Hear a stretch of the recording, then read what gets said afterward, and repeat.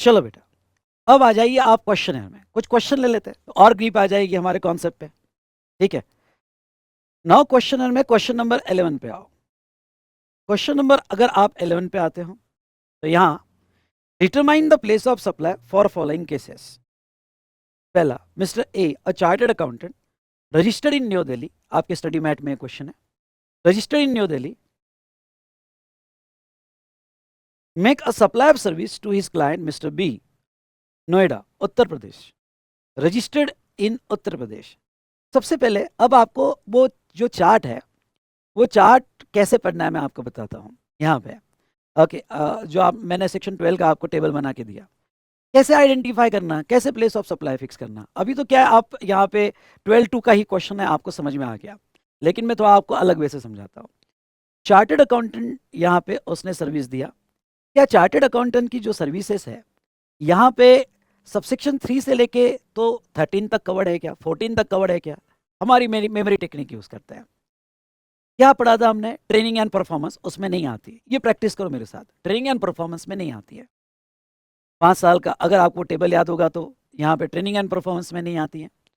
उसके बाद में ऑर्गेनाइजेशन ऑफ इवेंट, नहीं उसमें भी नहीं आ रहा है। उसके बाद में transportation of goods, transportation of passenger, उसमें भी नहीं है। इंश्योरेंस सर्विस 12-13, उसमें भी नहीं है। इमूवेबल प्रॉपर्टी नहीं, रेस्टोरेंट कैटरिंग ग्रूमिंग वगैरह नहीं। ठीक है, उसके बाद में जहाँ तक है बैंकिंग फाइनेंशियल सर्विस नहीं, टेलीकम्युनिकेशन सर्विस नहीं। अगर आप प्रॉपर मेमोरी टेक्निक बना लो तो आपको याद आ जाएगा। तो लास्ट तक अगर देखा जाए पूरी लिस्ट तो वो कहीं नहीं आती है। कहीं नहीं आएगा मतलब कौन सा रूल लगेगा? General rule.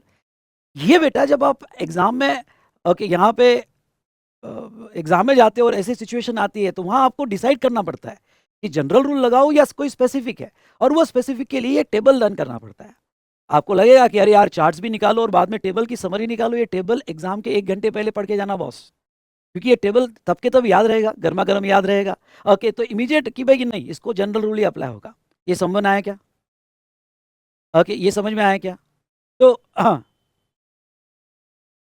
तो ऐसे केस में जहां तक है mister A charter accountancy course है, जनरल रूल से फिक्स होगा। सर्विसेज किसको दिया? मिस्टर बी को दिया, उत्तर प्रदेश, रजिस्टर बंदा है, B2B ट्रांजेक्शन है। जनरल रूल 2 साल का बच्चा था, सबका प्यारा था। अगर आपको याद होगा तो सेक्शन 12(2) सबसेक्शन के साथ याद आ जाएगा। अगर सबसेक्शन के साथ याद आ गया तो अच्छी बात है, सेक्शन भी लिख लिया आपने 12(2), और उसमें प्लेस ऑफ सप्लाई कहाँ होगा? रजिस्टर उत्तर प्रदेश में ही होगा। दूसरा, तो 12(2) जहाँ पे आपने पूरी प्रोविजन लिखा, रजिस्टर रिसिपिएंट होगा। अगर नहीं होगा तो लोकेशन ऑफ रिसिपिएंट, वो उसका रिकॉर्ड में डिटेल नहीं होगा तो लोकेशन ऑफ सप्लाई। तो ऐसे सिचुएशन में आपका प्लेस ऑफ सप्लाई यहाँ पे पहले का आंसर अगर लूँ तो नोएडा उत्तर प्रदेश लिया जाएगा। दूसरा, mister A a CA in Gurugram Haryana, register in Haryana, provides consultancy services to his client mister C who is resident in New Delhi but not registered under GST. Address of Mr. C is available in the record of Mr. A. मतलब location of recipient. तो सी कहाँ का है? New Delhi का है, तो place of supply कहाँ fix होगा? न्यू दिल्ली में फिक्स होगा। तीसरा, यहाँ पे what will be your answer if address of mister C is not available in the records of mister A?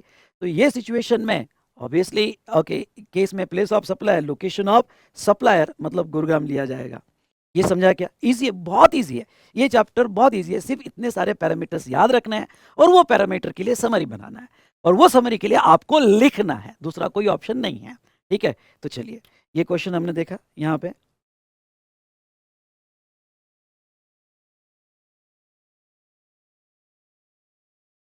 Yes बेटा, नेक्स्ट क्वेश्चन पे आ जाओ।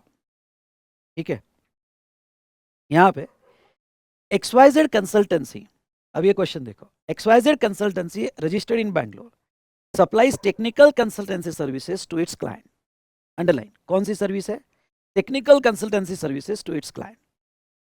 ठीक है, it has been providing technical services to BA limited Mumbai since past 2 years। ठीक है, BA कहाँ का है?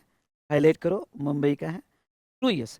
Consideration settle by BA limited assignment wise. ठीक है, BA limited paid 37 lakhs to XYZ consultancy on 10th of January 20XX for XYZ consultancy agreeing not to provide similar technical service to any other business entity in India or abroad for a period of 8 years। XYZ को कुछ न करने का 37 lakhs मिला। Refraining from act का, it's also a service. XYZ consultancy is of view that 37 lakhs is not chargeable to GST. XYZ का कहना है कि 37 lakhs पे GST नहीं आता है. भाई साहब देखते हैं. ओके, कुछ न करने का पैसा मिला. ये तो सप्लाई का कॉन्सेप्ट पूछ लिया इन्होंने. You are required to examine whether the view taken by XYZ consultancy is valid in law. Calculate GST liability of XYZ consultancy in case you feel that GST is chargeable. कभी कभी question में छुपा हुआ answer होता है. छुपा हुआ answer वहां पे है. Round up the tax amount if due in accordance with law. The technical service provided by XYZ consultancy otherwise chargeable to IGST at the rate 18%, and XYZ has been discharging GST liability on consultancy charges. It may be noted that BA Limited is not ready to pay any further amount to XYZ consultancy in addition to amount already agreed. हाँ,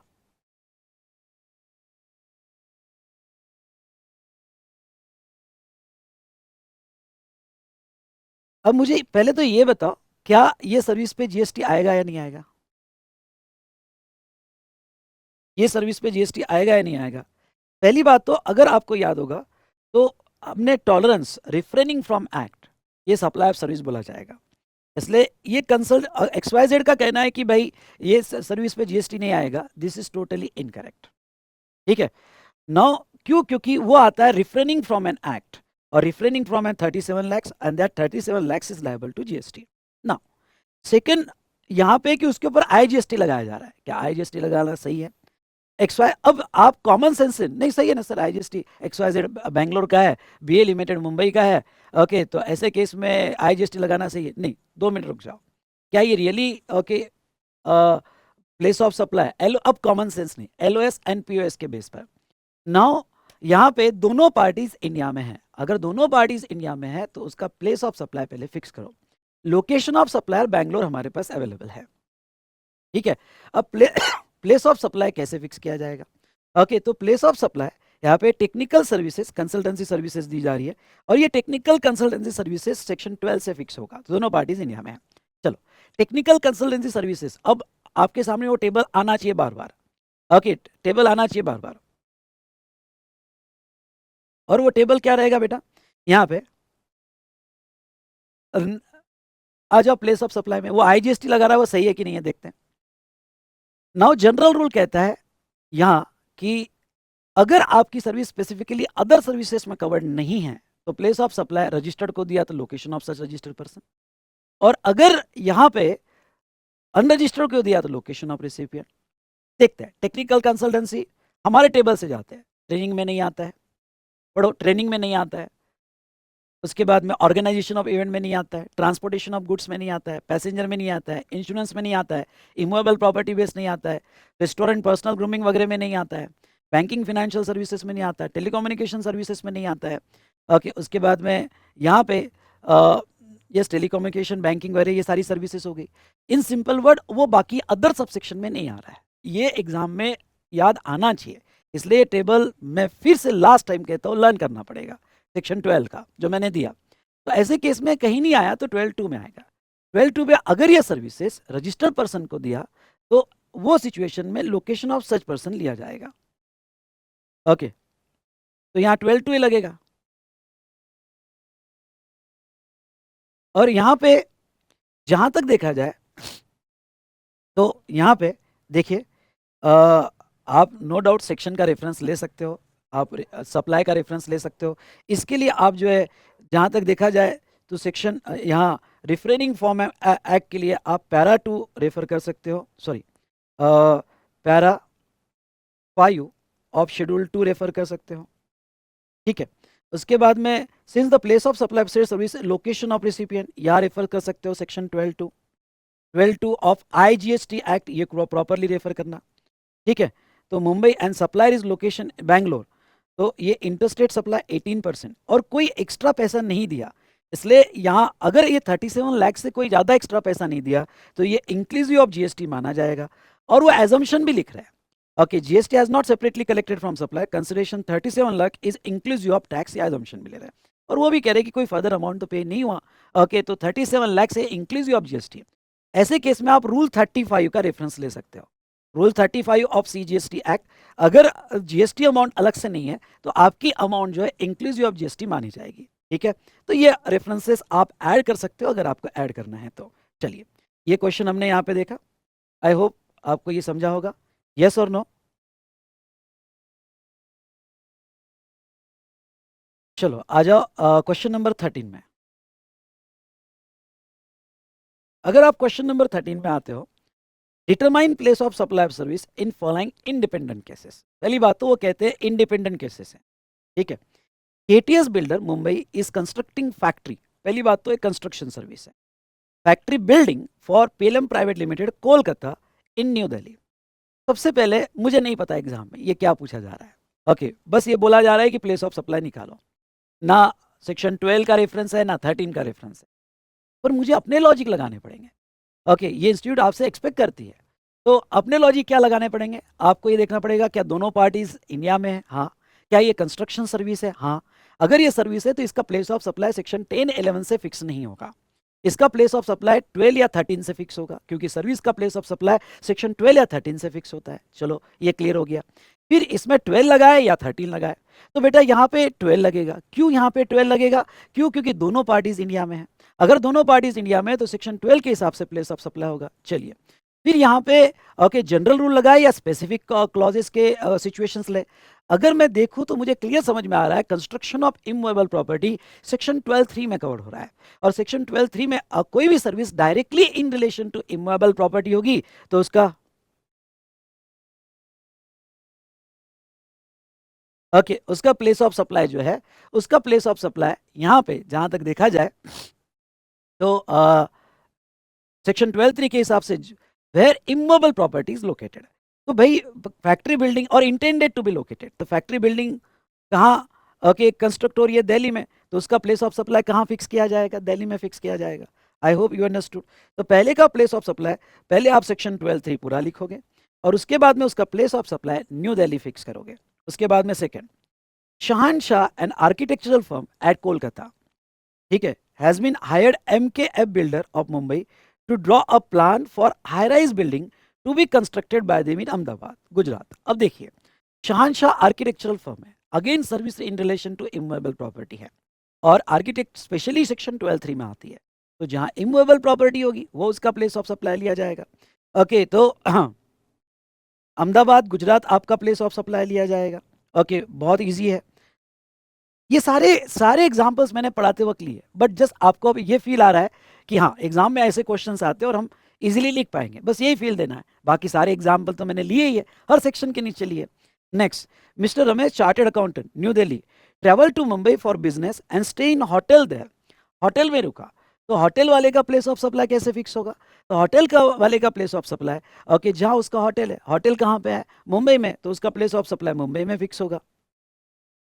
और उसके बाद में last, mister X a consulting engineer based in Mumbai Maharashtra render professional services in respect of immovable property located in Australia, ये भी मैंने पढ़ाते हुए एग्जांपल में लिया था, अब ये फील ले लो कि एग्जाम में कैसे आता है।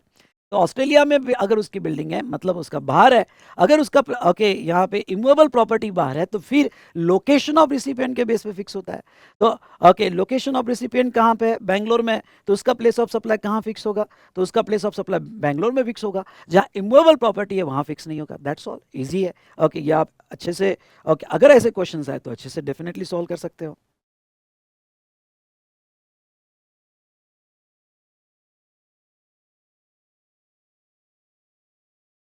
ना। नेक्स्ट बेटा, यहाँ पे क्वेश्चन नंबर 15 पे आ जाओ, क्वेश्चन नंबर 15 पे आ जाओ, ठीक है। अब क्वेश्चन नंबर 15 पे अगर आप आते हो, आंसर द फॉलोइंग क्वेश्चन, इसमें देखिएगा, Sahara India limited provide the services of 2 days accommodation in a houseboat which situated in Orissa, Kerala and Karnataka. Most of the guests board in a houseboat in Orissa and stay there 12 hours, but it also move further into Kerala and Karnataka for 24 hours and 12 hours respectively as declared by the service provider for the total value of rupees 1,50,000. Identify the place of supply and value of supply accommodation service provided by Sahara India Limited. सबसे पहले तो ये house boat में service थी, अगर ये table learn है तो आपको बिल्कुल याद आ जाएगा। हाउस बोट जो है जनरल रूल से फिक्स नहीं होगा, ये 12(3) में कवर किया गया है, और लॉजिंग अकोमोडेशन अगर हाउस बोट में दिया जाए तो सेक्शन 12(3) के हिसाब से जहां हाउस बोट है या वेसल है उसके हिसाब से पीओएस फिक्स होता है, और उसमें एक एक्सप्लेनेशन है। अगर ये सर्विस मल्टीपल स्टेट में होगा, सेकंड पॉइंट आपको क्या लिखना पड़ेगा? ओके, पहले तो 12 मैंने 3 लिख दिया। ओके, 12 3 लिख दिया। उसके बाद में अगर ये मल्टीपल स्टेट में है तो उसको ईच स्टेट वाइज फिक्स करना पड़ेगा, और उसकी वैल्यू ओके यहाँ पे अपोर्शन की जाएंगी। अब डायरेक्टली पूरा रूल लिखने की जरूरत नहीं है। क्यों? क्योंकि मल्टीपल स्टेट में है तो हम डायरेक्टली यहाँ पे रूल 4 का रेफरेंस ले सकते हैं, और रूल 4 ऑफ आईजीएसटी एक्ट कहता है, आईजीएसटी एक्ट ये कहता है रूल 4 कि यहाँ पे वोट होगा तो टाइम स्पेंड के बेसिस पे आप डायरेक्ट ये लिख सकते हो, in proportion of time spend वो बाइफर्गेशन किया जाएगा। तो गिवन केस में ओके वो जितना टाइम स्पेंड करेगा, यानी 12:12 ओके मतलब 12:24:12, मतलब आपका state wise Odisha, Kerala, Karnataka fix होगा, और यहाँ पे 12:24:12 ओके यानी 1:2:1 भी कह सकते हो। इसके बेस पे आपकी वैल्यू अपोर्शन की जाएगी, ठीक है। उसके बाद में second, if services provided by way of accommodation in an immovable property such as hotel inn etcetera for organizing any marriage function where such immovable property hotel situated in 2 और more contiguous states determine the place of supply. अगर वो immovable property 2 state के बीच में होगा तो वो case में place of supply area base होगा। अगर आपको रूल याद होगा तो 12(3) रीड विथ रूल 4, और वो ओके प्रॉपर्टी का क्या एरिया उसके बेस पे बाइफर्केशन होगा। ये क्वेश्चन मैंने आरटीपी का रेफरेंस नहीं दिया है, वो एक पुरानी आरटीपी में था जब 2018-19 में आया था, मुझे याद नहीं आ रहा है, पर ये आरटीपी में क्वेश्चन पूछा है। क्वेश्चंस बहुत ईजी आते हैं, बस लर्निंग पार्ट ज़्यादा है, ये बात समझना, ठीक है। चलो यहाँ पे ये हमने देखा। अब आ जाओ आप क्वेश्चन नंबर 18 पे। ओके, अब आ जाओ आप क्वेश्चन नंबर 18 पे। अगर आप क्वेश्चन नंबर 18 पे आते हो तो कुछ क्वेश्चंस स्टडी मैट के हैं, कुछ क्वेश्चंस यहाँ पे एग्जाम में पूछे गए हैं। डिटरमाइन प्लेस ऑफ सप्लाई, आपको पीओएस फिक्स करना है from the following cases. Mister A, resident of Ghaziabad, Uttar Pradesh, buys a ticket for circus organise at Gurugram, Haryana by circus company based in new Delhi. ये भी मैंने बुक के साथ ही ले लिया था, जो स्टडी मैट का क्वेश्चन है। सबसे पहले तो यहाँ पे ये तो दिख रहा है कि सर्कस यानी इवेंट है, और इवेंट में यहाँ सर्विस क्या है? सर्विस मुझे ये बताइए। ओके, इवेंट में ओके यहाँ पे सर्कस इवेंट है, तो यहाँ प्लेस ऑफ सप्लाई किसका फिक्स करना है? प्लेस ऑफ सप्लाई आपको टिकट का फिक्स करना है। टिकट बाय किया है, मिस्टर ए ने ऑर्गेनाइजेशन ऑफ इवेंट सर्विस नहीं दिया है, टिकट बाय किया है। टिकट मतलब एडमिशन ऑफ इवेंट हुआ, और अगर ये एडमिशन ऑफ इवेंट हुआ ओके ये अगर एडमिशन ऑफ इवेंट हुआ तो ये सिचुएशन में जहां तक देखा जाए, ध्यान सुनना, अगर ये एडमिशन ऑफ इवेंट होगा तो क्या पढ़ा था हमने एडमिशन ऑफ इवेंट में? ओके जहां इवेंट होगा वो लिया जाएगा। ऑर्गेनाइजेशन ऑफ इवेंट में B2B B2C है, जाओ हमारे टेबल के हिसाब से जाओ। अगर ये इवेंट है, इवेंट में ऑर्गेनाइजेशन ऑफ इवेंट ऊपर आता है हमारा B2B B2C के केस में, और एडमिशन ऑफ इवेंट हमारा एक ही प्लेस ऑफ सप्लाई है, क्या? जहां इवेंट हेल्ड होगा। तो यहाँ इवेंट सर्कस कहाँ हेल्ड हो रही है? गुरुग्राम में। तो ऐसे केस में अगर 12(6) में एडमिशन ऑफ इवेंट्स में है ओके कल्चरल आर्टिस्टिक वगैरह, तो इवेंट एक्चुअली हेल्ड वहां प्लेस ऑफ सप्लाई होगा, तो वो आपका प्लेस ऑफ सप्लाई गुरुग्राम में माना जाएगा। Second, mister A of Pune book online ticket for tiger safari at Ranthambore National Park and hire a jeep to taken around for the safari। अब देखो उसने टिकट लिया और उसकी एंसिलरी सर्विसेज है। हमने क्या देखा? अगर एडमिशन होगा और उससे रिलेटेड एंसिलरी सर्विसेज जीप भी हायर किया, तो इवेंट और उसकी एंसिलरी सर्विसेज दोनों का प्लेस ऑफ सप्लाई ओके यहाँ पे जहां तक है सेक्शन 12(6) से ही फिक्स होगा, और वो place of supply Ranthambore national park Rajasthan, और राजस्थान में ही फिक्स किया जाएगा।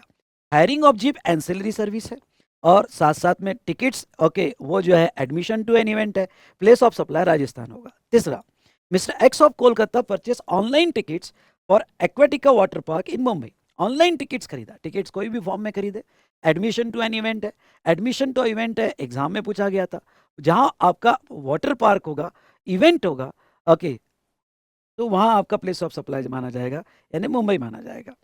चलिए, ये था एक क्वेश्चन जो हमने एडमिशन ऑफ इवेंट पे देखा। चलिए क्वेश्चन नंबर 19 में आ जाओ, organisation of events.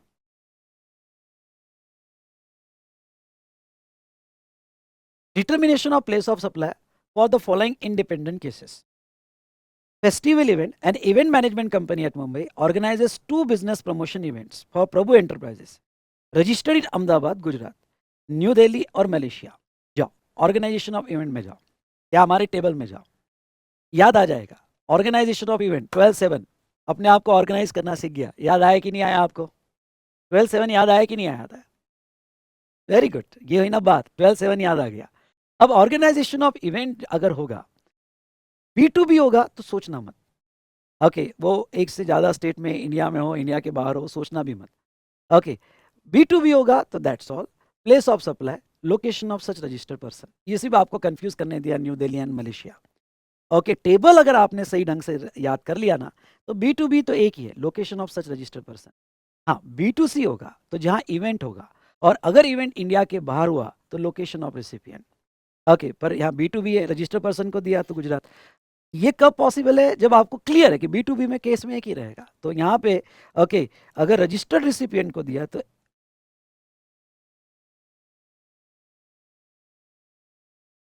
Okay registered recipient ही लिया जाएगा, whether event is held in India और आउटसाइड इंडिया.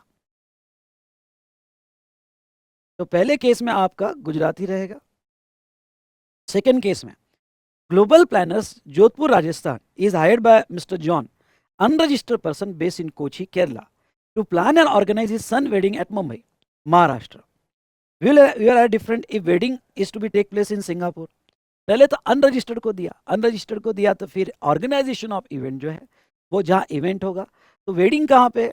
ओके मुंबई में है तो प्लेस ऑफ सप्लाई आपका माना जाएगा मुंबई. लेकिन अगर आपका इवेंट सिंगापुर में है, इंडिया के बाहर है, तो फिर लोकेशन ऑफ रेसिपिएंट, और लोकेशन ऑफ रेसिपिएंट कहाँ पे है बेटा? कोची केरला. तो आपका place of supply Kochi Kerala माना जाएगा. ओके फिर लोकेशन ऑफ रेसिपिएंट और कोची केरला आपका प्लेस ऑफ सप्लाई माना जाएगा. आई होप ये पॉइंट आपको समझा होगा. ये था regarding to organisation of event जो हमने यहाँ पे देखा.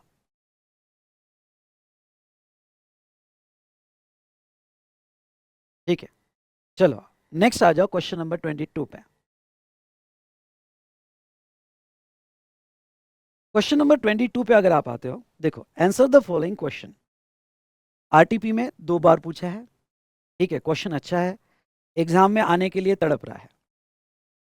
What is the place of supply of service by way of transportation of goods, including mail and courier, when both supplier and recipient of service located in India? ये तो straight forward question है. अगर दोनों parties India में है, okay, और transportation of goods है, याद आ जाएगा आपको हमारी मेमोरी टेक्निक से. गुड्स साइकिल खरीदी 8 साल का बच्चा. ओके तो ऐसे केस में B2B होगा तो location of such registered person. B2C होगा तो जहाँ से गुड्स हैंड ओवर किया. ओके जहाँ से गुड्स हैंड ओवर किया. तो अब ऐसे केस में रजिस्टर्ड को दिया location of such registered person, और रिसिपिएंट इज नॉट रजिस्टर्ड तो goods were handed over for their transportation. दूसरा देखो, mister Atmaram a manager in bank is transfer from Bareilly Uttar Pradesh to Bhopal. ये भी मैंने रेगुलर क्लास में लिया है question. Okay Bareilly to Bhopal transfer हो रहा है. Mister Atmaram family station in Kanpur Uttar Pradesh. He hire a Gokul carrier Lucknow Uttar Pradesh to transfer his household goods from Kanpur to Bhopal. अब ट्रांसपोर्टेशन सर्विस दी गई, गुड्स ट्रांसपोर्टेशन सर्विस अनरजिस्टर्ड को दी गई. अगर अनरजिस्टर्ड को गुड्स ट्रांसपोर्टेशन सर्विस दी गई तो वो केस में ध्यान से सुनिएगा, वो केस में आपका प्लेस ऑफ सप्लाई जहां गुड्स हैंड ओवर किया गया, कहाँ हैंड ओवर किया गया बेटा? कानपुर. तो आपका प्लेस ऑफ सप्लाई कहाँ माना जाएगा? कानपुर. नाउ सेकेंड है, would your answer differ if goods are transported from Kanpur to outside India? Yes, पहले एक प्रोविजो थी पुरानी, और प्रोविजो के हिसाब से यहाँ पे आंसर डिफरेंट आ सकता था. क्यों? क्योंकि अगर आपका ट्रांसपोर्टेशन आउटसाइड इंडिया है तो वो केस में destination of goods place of supply लिया जाता था. लेकिन अब वो प्रोविजो हटा दी गई है. मतलब अब आपको सेक्शन 12(8) ही लगना है, और सेक्शन 12(8) के हिसाब से जहां गुड्स आप हैंड ओवर करोगे वही आपका प्लेस ऑफ सप्लाई का बेस माना जाएगा. मतलब आंसर में कोई चेंज नहीं आएगा. Okay and place of supply Kanpur, और मैंने लिखा कि वो प्रोविजो ओमिट हो चुकी है, पुरानी प्रोविजो ओमिट हो चुकी है. देन चलिए, तो ये हमने क्वेश्चन देखा यहाँ पे.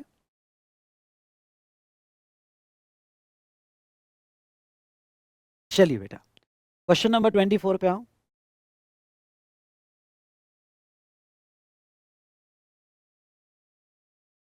Determine place of supply in following cases. Mr. Sham, unregistered person, based in Gurugram, Haryana, book two-way air journey tickets from New Delhi to Mumbai on 5th December. He leaves New Delhi on 10th December in late night flight and land in Mumbai next day. He leaves Mumbai on 14th December in morning flight and lands in New Delhi on same day. अगर आपकी return journey होगी तो दो अलग अलग journey मानी जाएगी और जहां से पैसेंजर एम्बार्क होगा, ओके ध्यान सुनिएगा, जहां से पैसेंजर एम्बार्क होगा, ओके वो आपका प्लेस ऑफ सप्लाई माना जाएगा। पर पैसेंजर ट्रांसपोर्ट सर्विस है, ओके और पैसेंजर ट्रांसपोर्ट सर्विस है तो ये हमारे पहले 6 वाले B2B B2C में आते हैं। तो ओके ये याद ही आना चाहिए, पैसेंजर ट्रांसपोर्ट मतलब ये B2B B2C में आते हैं। और B2B होगा तो वो केस में location of such registered person, B2C होगा तो जहां से पैसेंजर एम्बार्क होगा, आई रिपीट जहां से पैसेंजर एम्बार्क होगा।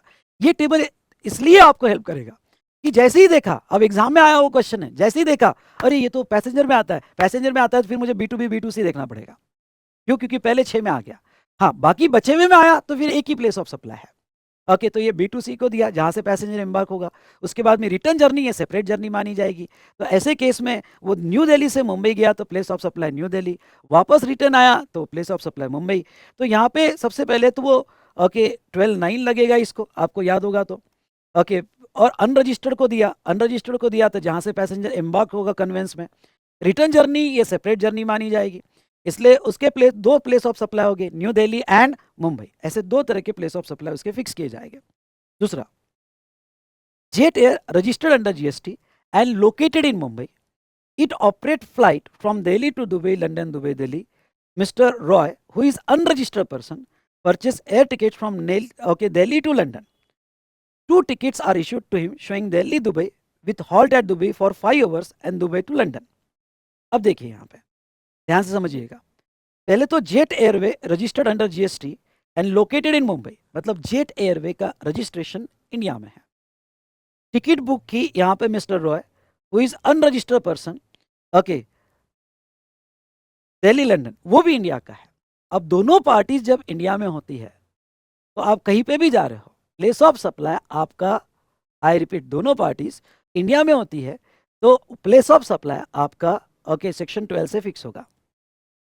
Okay Delhi Dubai London, London Dubai Delhi, अच्छा दिल्ली से दुबई, दुबई से लंदन, लंदन से दुबई, दुबई से दिल्ली, ऐसी फ्लाइट है। उसने बुक किया दिल्ली टू लंदन। अब अगर उसने इवन दो वो लंदन जा रहा होगा तो प्लेस ऑफ सप्लाई लंदन नहीं, जेट एयर का सर्विस अनरजिस्टर्ड पर्सन को है तो जहां से पैसेंजर एम्बार्क हुआ, कहां से एम्बार्क हुआ बेटा, दिल्ली से एम्बार्क हुआ, तो उसका प्लेस ऑफ सप्लाई ओके क्या माना जाएगा, यहाँ पे दिल्ली उसका प्लेस ऑफ सप्लाई माना जाएगा। दूसरा okay jet airway registered Mumbai में है, प्लेस ऑफ सप्लाई दिल्ली है, तो वो टिकट पे क्या लगेगा, IGST लगेगा, क्योंकि वो इंटरस्टेट हो जाएगा और वो टिकट पे IGST लगेगा। तीसरा, Mrs aerospace airline having registered place of business in Mumbai under GST issued a ticket from London to Delhi to Mr. Ajit Khanna, a resident of Agra। एरोलाइन उसका रजिस्ट्रेशन मुंबई में है तो वो इंडिया का बंदा हो गया। ओके अजीत खन्ना वो भी इंडिया का है, दोनों पार्टीज इंडिया में है। और अजीत खन्ना वो रजिस्टर्ड नहीं है, बिल्कुल आंसर सेम आएगा। अगर वो रजिस्टर्ड नहीं है तो जहां से पैसेंजर एम्बार्क होगा। ओके तो अब यहाँ पे ध्यान सुनिएगा, यहाँ बुक टिकट कैसी बुक हुई, from London to Delhi book हुई। अब लंदन टू दिल्ली, हाँ ये बहुत important situation, okay London to Delhi book हुई है तो आपका प्लेस ऑफ सप्लाई कहाँ माना जाएगा, लंदन। तो अब जहां से पैसेंजर बैठा ओके आप सेक्शन 12 से फिक्स करोगे प्लेस ऑफ सप्लाई, और दोनों पार्टीज अगर इंडिया की है तो प्लेस ऑफ सप्लाई जहां से पैसेंजर एम्बार्क हुआ, ओके जहां से पैसेंजर एम्बार्क हुआ। तो ऐसे केस में बेटा पैसेंजर लंदन से एक बार एम्बार्क हुआ तो आपका प्लेस ऑफ सप्लाई लंदन माना जाएगा। मतलब मेरे सामने सिचुएशन कैसी आएगी, एरोपेस ओके यहाँ पे एरोस्पेस एयरलाइन जो है ये मुंबई का है, place of supply London fix हुआ, तो location of supplier in India, place of supply outside India, place of supply outside India, ठीक है। तो ये केस में LOS और POS ओके जहां तक देखा जाए ये LOS इंडिया में, POS इंडिया के बाहर है, POS इंडिया के बाहर है। तो सेक्शन 7(5) कहता है अगर लोकेशन ऑफ सप्लायर इंडिया में है और प्लेस ऑफ सप्लाई इंडिया के बाहर है तो उसे इंटरस्टेट कहा जाता है। आपको एक चार्ट याद होगा तो मैं बताता हूँ। सेक्शन 7(5)(a) कहता है, याद होगा तो सेक्शन 7(5)(a) बहुत अच्छा क्वेश्चन है। सेक्शन 7(5) ये कहता है लोकेशन ऑफ सप्लायर इंडिया में होगा और आपका प्लेस ऑफ सप्लायर इंडिया के बाहर होगा एज पर सेक्शन 12।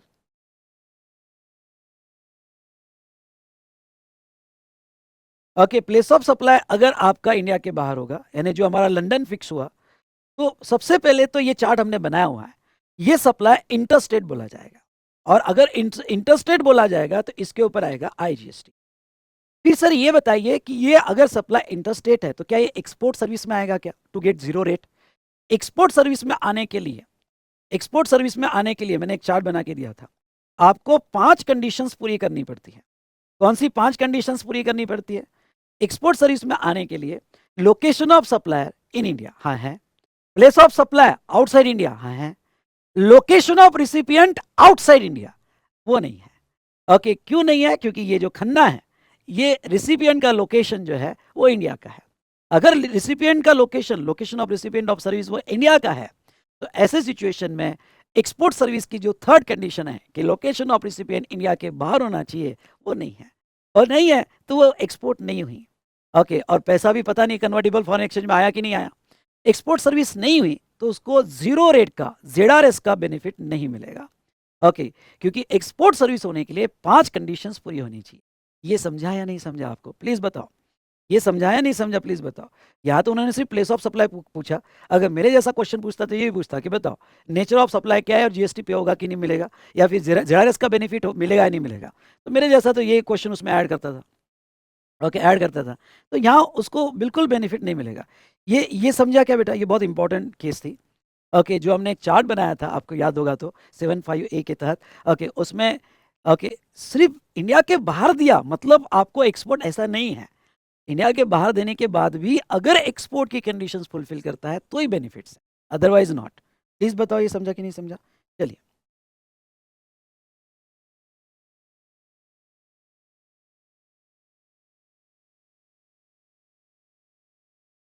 चलो आ जाओ क्वेश्चन नंबर 28।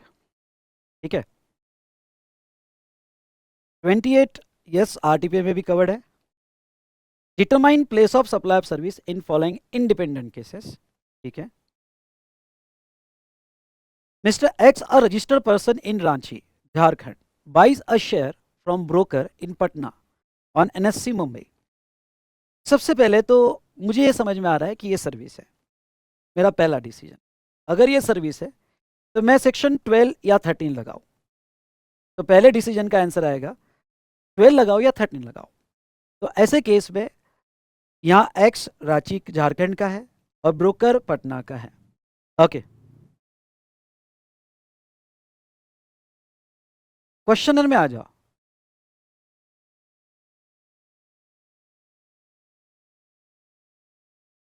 ओके, क्वेश्चनर में आ जाओ। ठीक है, यहाँ पे तो पटना का है। तो अगर आप यहाँ पे क्वेश्चन नंबर 28, तो ऐसे केस में दोनों पार्टीज अगर इंडिया की है तो मैं सेक्शन 12 लगाऊंगा। चलो, मेरा पहला डिसीजन हो गया। दूसरा, यहाँ पे सेकंड सेकंड यहाँ पे देखेंगे,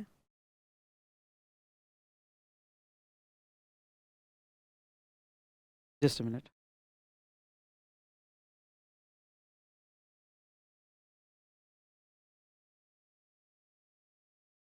हाँ, आ जाइए यहाँ पे। तो जहां तक देखा जाए यहाँ पे दोनों पार्टी इंडिया में है, तो मैं सेक्शन 12 लगाऊंगा। अब सवाल है सर्विस कौन सी है, what is the nature of service. Service है ब्रोकरेज, ओके, और शेयर ब्रोकिंग। अब शेयर ब्रोकिंग का प्लेस ऑफ सप्लाई में सेक्शन 12(2) से फिक्स करूँ क्या? जनरल रूल से। जनरल रूल कहता है कि कोई भी सर्विस है इसका प्लेस ऑफ सप्लाई आप सेक्शन 12(2) से फिक्स कर सकते हो, तो एक्सेप्ट सबसेक्शन 3 से लेके सबसेक्शन 14 तक। तो मुझे ये लर्न होना जरूरी है कि क्या शेयर ब्रोकिंग सर्विस सबसेक्शन 3 से लेके सबसेक्शन 14 में कहीं आती है क्या? हाँ, आती है। आप अगर जाओगे तो banking service including share broking, okay, अगर सेक्शन 12(12) देखो, ओके, लर्न करना पड़ेगा। Banking service including share broking service, okay, तो वो केस में जहां तक देखा जाए तो वो सर्विस स्पेसिफिक सबसेक्शन 12 में कवर्ड है। अगर कवर्ड है तो उसका प्लेस ऑफ सप्लाई किया जाए, क्या लिया जाएगा? अगर लोकेशन ऑफ रिसिपिएंट उसका एड्रेस है तो, नहीं है तो लोकेशन ऑफ सप्लायर। तो ऐसे केस में ओके रजिस्टर्ड पर्सन है, रांची का है, मतलब लोकेशन ऑफ रिसिपिएंट ही लिया जाएगा, एड्रेस है। तो प्लेस ऑफ सप्लाई आपका अगर 12-12 में अप्लाई करूं तो ओके रांची झारखंड ही आपका प्लेस ऑफ सप्लाई होगा।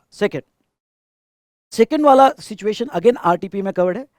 Bholunath, a resident of New Delhi, open his saving account in New Delhi branch of Best Bank after undergoing KYC process. He goes to Amritsar for some official work and withdraw money from Best Bank ATM in Amritsar, thereby crossing his limit of free ATM withdrawal. Okay उसने sir ATM से service लिया, पर उसने जो है यहाँ पे अपना एटीएम से ज़्यादा एक्सेस विड्रॉ कर लिया, इसलिए उसको चार्जेस लग गए। अगर उसको ये चार्जेस लगे तो क्या इसके ऊपर जीएसटी आएगा? अगर उसका केवाईसी प्रोसेस है, मतलब बैंक के पास उसका एड्रेस है, और अगर बैंक के पास उसका एड्रेस है तो उसका प्लेस ऑफ सप्लाई कहाँ फिक्स होगा? ओके दिल्ली, तो यहाँ न्यू दिल्ली उसका प्लेस ऑफ सप्लाई माना जाएगा। तीसरा ओके वही सेक्शन 12-12 से फिक्स होगा। Mister C N unregistered person from Varanasi Uttar Pradesh, unregistered person है, वाराणसी उत्तर प्रदेश से, visit a bank registered in new Delhi for getting demand draft made, mister C does not have any account in the said bank. अगर banking service है तो ये specific section 12-12 में covered है। Location of recipient लिया जाएगा, पर उसका एड्रेस नहीं होगा तो लोकेशन ऑफ सप्लायर लिया जाएगा। यहाँ केस में एड्रेस नहीं है, अगर एड्रेस नहीं है बैंक के रिकॉर्ड्स में तो जहाँ की बैंक होगी ओके न्यू दिल्ली की, तो उसका प्लेस ऑफ सप्लाई कहाँ लिया जाएगा बेटा? तो उसका place of supply new Delhi लिया जाएगा। Now last, a person from Mumbai goes to Kullu Manali and take some services from ICICI Bank in Manali. Manali में सर्विस लिया, पर यहाँ नहीं दिया है कि बैंक के पास उसका रिकॉर्ड है या नहीं है। जब कुछ नहीं दिया है तो यहाँ एजम्पशन ले सकते हो।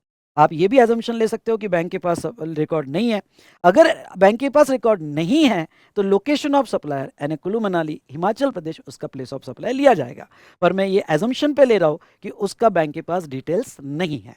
ठीक है, तो ये था रिगार्डिंग टू यहाँ पे एक क्वेश्चन बैंकिंग सेक्टर पे हमने लिया। ठीक है दोस्तों, चलिए हाँ, अब ये क्वेश्चन नंबर 31 देखो। यहाँ पे ये सर्विसेज है advertisement services to the government और टेलीविजन एडवर्टाइजमेंट, और आरटीपी में आज तक रूल 3 पे एक ही क्वेश्चन पूछा है, एग्जाम में तो कभी नहीं पूछा है। तो जो आरटीपी में पूछा है वो ले रहा हूँ, बाकी कंप्लीटली टाइम पास है। Rule 3 advertisement services to the government. चलो जो दिया है ले लेते हैं, बहुत इजी है। आपको सिर्फ 2 डेटा चाहिए जो प्रॉब्लम में दिया जाता है, एक कंसोलिडेटेड वैल्यू, दूसरा व्यूअरशिप, तीसरा पॉपुलेशन। अगर मेरे पास ये 3 चीजें हैं तो मैं इजीली इसको सॉल्व कर सकता हूँ। चलिए देखते हैं। PQ, a statutory body, deal with all advertisement and publicity of the government. It has issued a release order, Moon Plus channel, registered in the state A.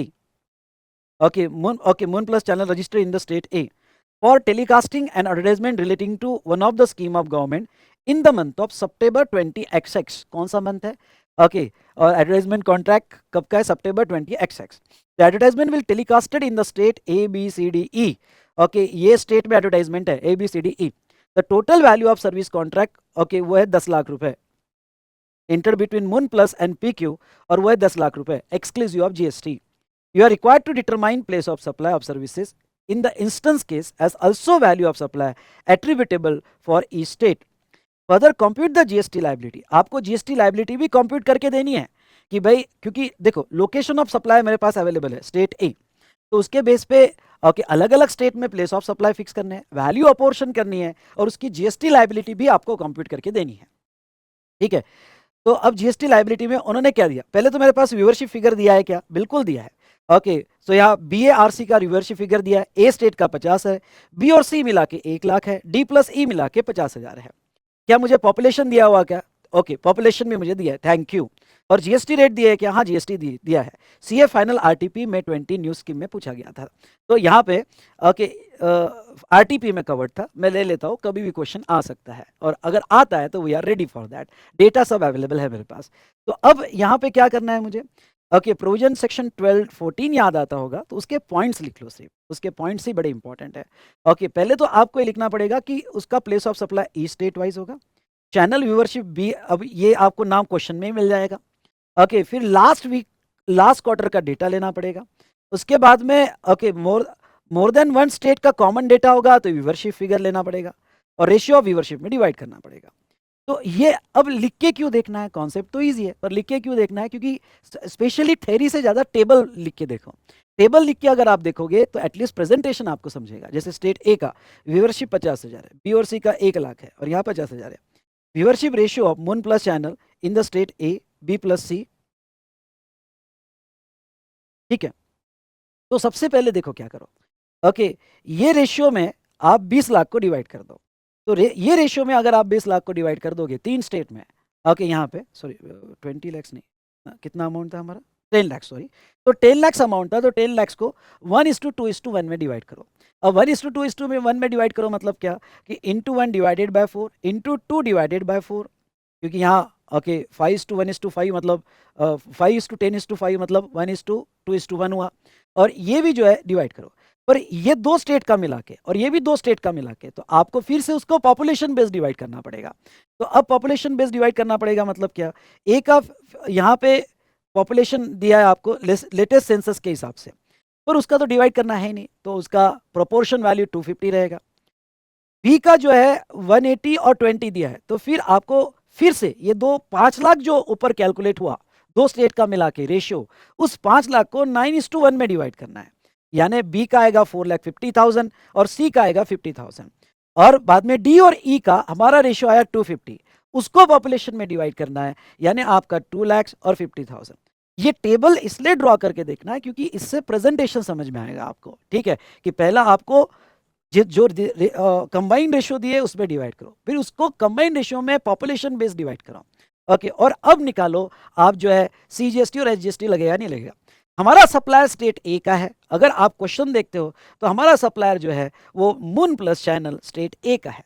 अगर स्टेट ए का है और वो ए को सर्विस दे रहा है, तो पहले ट्रांजेक्शन जो वैल्यू अपोर्शन हुई, ओके, तो अगर आप देखोगे तो यहाँ पे यहां पे साइड में आप लिख सकते हो, इसके ऊपर आएगा सीजीएसटी एंड एसजीएसटी, और बाकी सब पे आएगा बेटा आईजीएसटी। बाकी सब पे आएगा क्या, आईजीएसटी।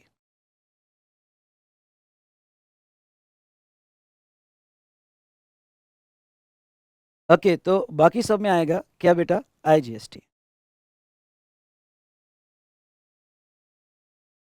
ठीक है, तो यहाँ 9% ईच आपको निकालना पड़ेगा क्योंकि सेम स्टेट में, और बाकी अदर स्टेट में तो यू हैव टू कैलकुलेट क्या, IGST. I hope you understood. Okay, तो ये था एक क्वेश्चन, क्वेश्चन नंबर 34 यहाँ पे।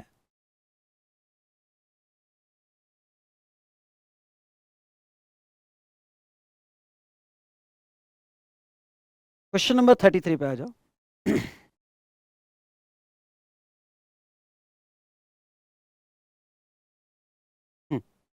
ये भी आरटीपी का क्वेश्चन है, ये लेता हूं। डोबरियाल टेक्नोक्रेट्स लिमिटेड और registered in Gurgaon, Haryana, is engage in manufacturing heavy steel machinery. ठीक है, बंदा हरियाणा का है, हेवी स्टील मशीनरी मैन्युफैक्चर कर रहा है। It enter into an agreement with Midsharp associates registered in Delhi for imparting motivational training to the top management of Dobriyal technocrats limited. ये training services है। ठीक है, in a 5-day residential motivational training program at an agreed consideration of 20 lakhs। 20 lakh उसमें agreed consideration है। Mindshop associate book the conference hall. तो पहली service तो दिख रही है ट्रेनिंग, और दूसरा सर्विस दिख रहा है book the conference hall along with room of hotel, यहाँ पे चमचम निर्माना, रजिस्टर्ड इन राजस्थान, और ये ट्रेनिंग के लिए होटल बुक किया राजस्थान में for lump sum consideration of 12 lakhs। You are required to determine place of supplies in respect of the supplies involved in given scenario। Question को ध्यान से समझो। गिवन सिनारियो में जो सप्लाईज इन्वॉल्व है उसका आप प्लेस ऑफ सप्लाई फिक्स करो। मेरे हिसाब से इसमें 2 सर्विसेज इन्वॉल्व है, एक ट्रेनिंग है और दूसरा कॉन्फ्रेंस हॉल। यहाँ पे okay, organisation function conference hall दिया गया है। स्टेप बाय स्टेप चलते हैं, डिसीजन आपसे मांगूंगा। सबसे पहले तो बताओ ये सप्लाई ऑफ गुड्स है या सर्विस है। अगर ये सप्लाई ऑफ गुड्स होगा तो इसका प्लेस ऑफ सप्लाई सेक्शन 10 या 11 से फिक्स होगा, और ये सप्लाई ऑफ सर्विस है तो इसका सप्लाई यहाँ पे सेक्शन 12 या 13 से फिक्स होगा।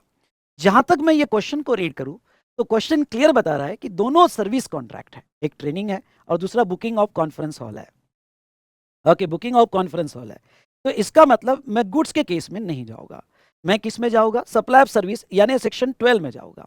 अब सेक्शन 12 में ओके यहाँ पे जहाँ तक देखा जाए, ध्यान से सुनिएगा, सेक्शन 12 में अगर मैं जाता हूँ तो मेरा प्लेस ऑफ सप्लाई, सॉरी 12 या 13 में जाऊँगा, फिर मैं 12 या 13 में से क्या लूँ? अगर मैं केयरफुली देखूँ तो डोबरियाल टेक्नोक्रेट्स लिमिटेड गुड़गांव का है और माइंड शॉप एसोसिएट दिल्ली के है। दोनों पार्टीज अगर इंडिया में ही लोकेटेड है तो मैं 12 ही सिलेक्ट करूंगा, मैं 13 में नहीं जाऊंगा। अब 12 में मेरे सामने है कि मैं जनरल रूल लगाऊं या फिर मेरी केस सेक्शन 12(3) से लेके ओके 12(14) तक कहीं पे आती है क्या, देखते हैं।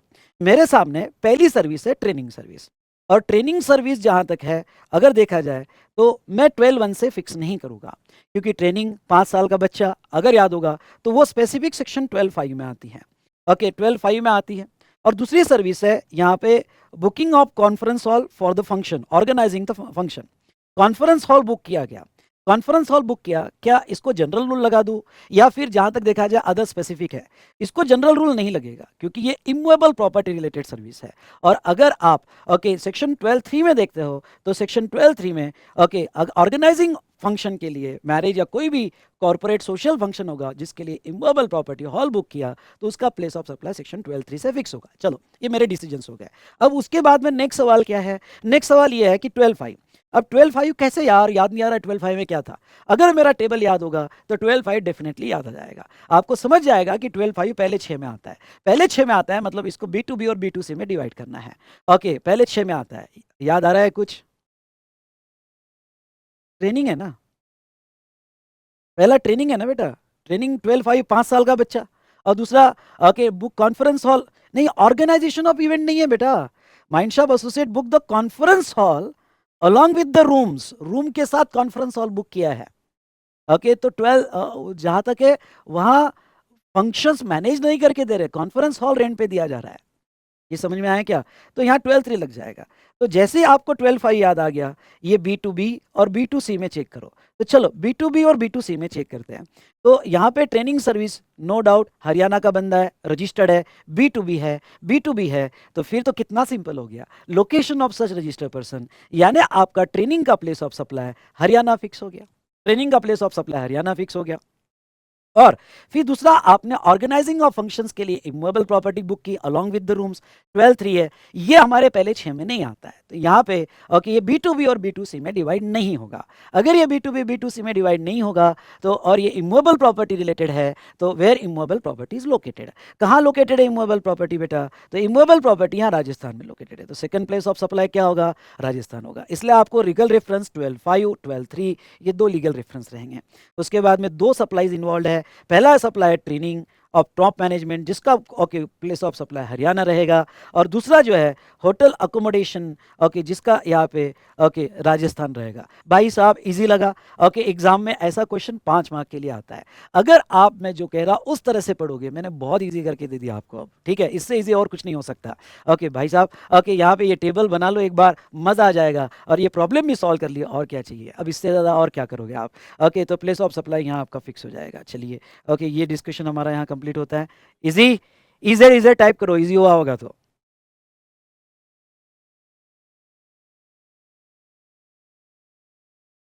अब आ जाओ आप 34 पे। ठीक है,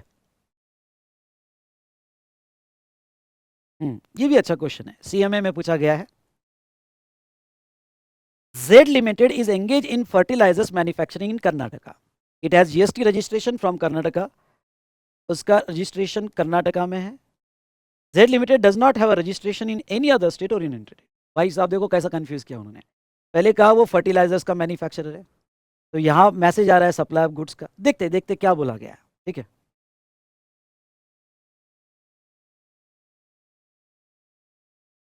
Tapas is head of finance department of the company.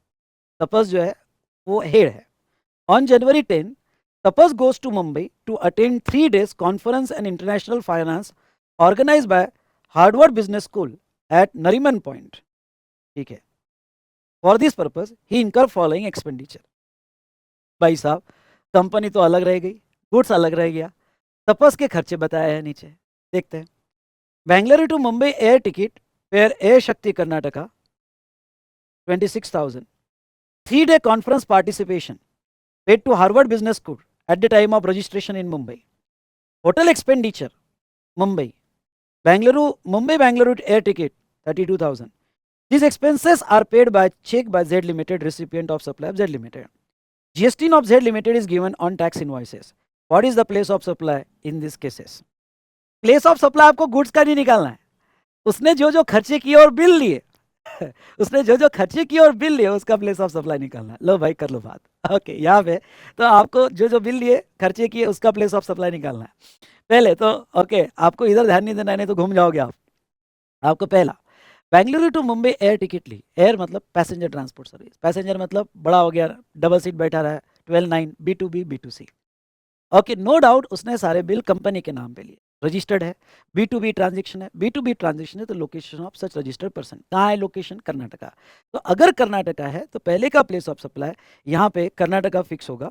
Okay पहले का अगर आप हम एयर टिकट का देखें तो इसका place of supply Karnataka fix होगा और ये इंटरस्टेट सप्लाई माना जाएगा. वो आईजीएसटी का बिल लेके आएगा और वो आईजीएसटी का जो बिल लेके आएगा उसका क्रेडिट डेफिनेटली उसको मिलेगा, क्योंकि ओके वो बिल लेके आ रहा है आईजीएसटी का. पहला पॉइंट समझा क्या?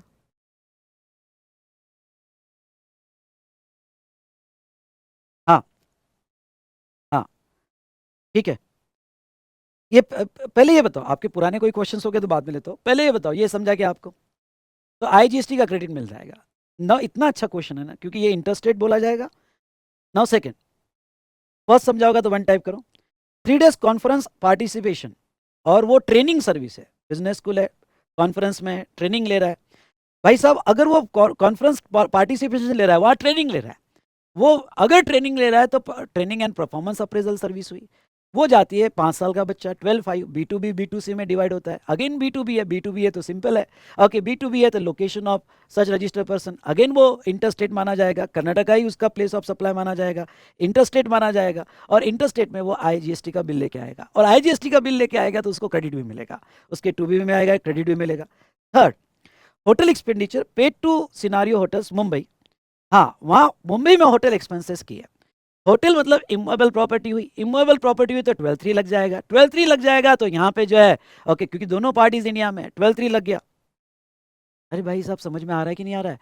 तो जहाँ इमूवेबल प्रॉपर्टी मुंबई में तो प्लेस ऑफ सप्लाई मुंबई हुआ, प्लेस ऑफ सप्लाई मुंबई तो ये इंट्रास्टेट हुआ, इंट्रास्टेट हुआ तो बिल में CGST SGST लगा के लाएगा, जो उसके 2B में अगर अपडेट भी होते हैं. ओके 2B में आजकल अपडेट होता है. ओके पर उसको क्रेडिट नहीं मिलेगा, 2B में लिख के आएगा कि credit not allowed. I repeat, credit not allowed. ठीक है. और उसके बाद में वापस मुंबई बेंगलुरु एयर टिकट है, मुंबई से ओके वो बैठा, B2B ट्रांजेक्शन रहेगा क्योंकि कंपनी के नाम पे बिल लिया, तो कंपनी के नाम पे बिल लिया तो वापस उसका प्लेस ऑफ सप्लाई कर्नाटका माना जाएगा. हाँ अगर वो अनरजिस्टर्ड होता तो जहां से एम्बार्क होता मुंबई से, पर वो रजिस्टर्ड है, B2B है तो कंपनी के नाम पे कर्नाटका ही प्लेस ऑफ सप्लाई माना जाएगा. आईजीएसटी का बिल मिलेगा, आईजीएसटी का बिल मिलेगा तो क्रेडिट मिलेगा. ओके क्रेडिट मिलेगा. ओके तो ये था, बहुत अच्छा क्वेश्चन है. इसमें आपके वो भी कॉन्सेप्ट क्लियर हो गया कि बिल किसका लेके आ रहे हो आप, और उसके बेस पे आपका प्लेस ऑफ सप्लाई माना जा रहा है. Is it clear? चलिए डन, बहुत अच्छा क्वेश्चन था.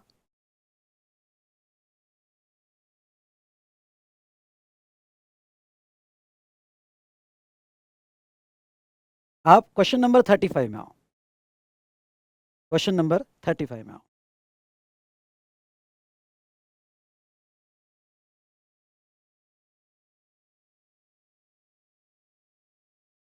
म्यूजिसेरा private limited own by Nitish Dhani, a famous classical singer, wishes to organize Nitish Dhani music concert in Gurgaon. ठीक है, इवेंट हो रहा है, ये बात है, और हरियाणा में हो रहा है. और Musicera private limited own by Nitish Dhani. Musicera private limited registered in Ludhiana Punjab, event Haryana में है, रजिस्टर्ड वो पंजाब में है. Enter into a contract with event management company Supriya private limited, registered in Delhi, for organizing said music concert at an agreed consideration of 10 lakhs. No doubt. Okay step number 1, क्या ये goods है या service है? Service है. 12 या 13 तो 12, दोनों party India में. 12 में जनरल रूल या कोई स्पेसिफिक तो specific. Organisation of event, organisation of event हमारे पहले 6 में आता है. अगर हमारे पहले 6 में आता है, जिसने मेरा रेगुलर क्लास किया उसको समझेगा, पहले 6 में आता है B2B B2C में, तो वो सिचुएशन में उसका प्लेस ऑफ सप्लाई B2B के बेस पे फिक्स होगा. B2B में रजिस्टर्ड बंदा है, उसको सर्विस दिया गया म्यूजिसेरा प्राइवेट लिमिटेड को, तो उसका place of supply Ludhiana Punjab fix होगा। इवेंट कहीं पे भी हो उससे कोई लेना देना नहीं है, लुधियाना पंजाब फिक्स होगा। इसलिए अगर आप देखो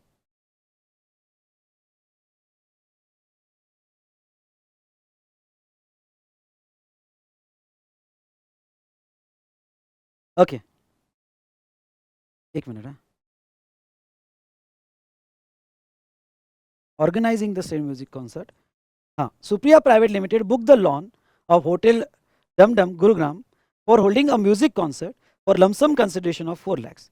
म्यूजिसेरा private limited fixes entry fee for music concert 5,000। 400 tickets for Nitish Dhani music concerts are sold. अब एंट्री मतलब एडमिशन टू इवेंट। अगर एडमिशन टू इवेंट है तो जहां इवेंट हेल्ड होगा, उसके बाद यहां लॉन बुक किया, इमूवेबल प्रॉपर्टी, जहां इमूवेबल प्रॉपर्टी होगी, you are required to determine gross GST liabilities in respect of supplies involved in given scenario. Will your answer different if the price per ticket is fixed at rupees 450? Rate of CGST SGST 9% each. All the amount given above are exclusive of GST. Very good. अगर इस music concert की ticket 450 होती तो क्या आपका answer change हो जाता? Okay, 400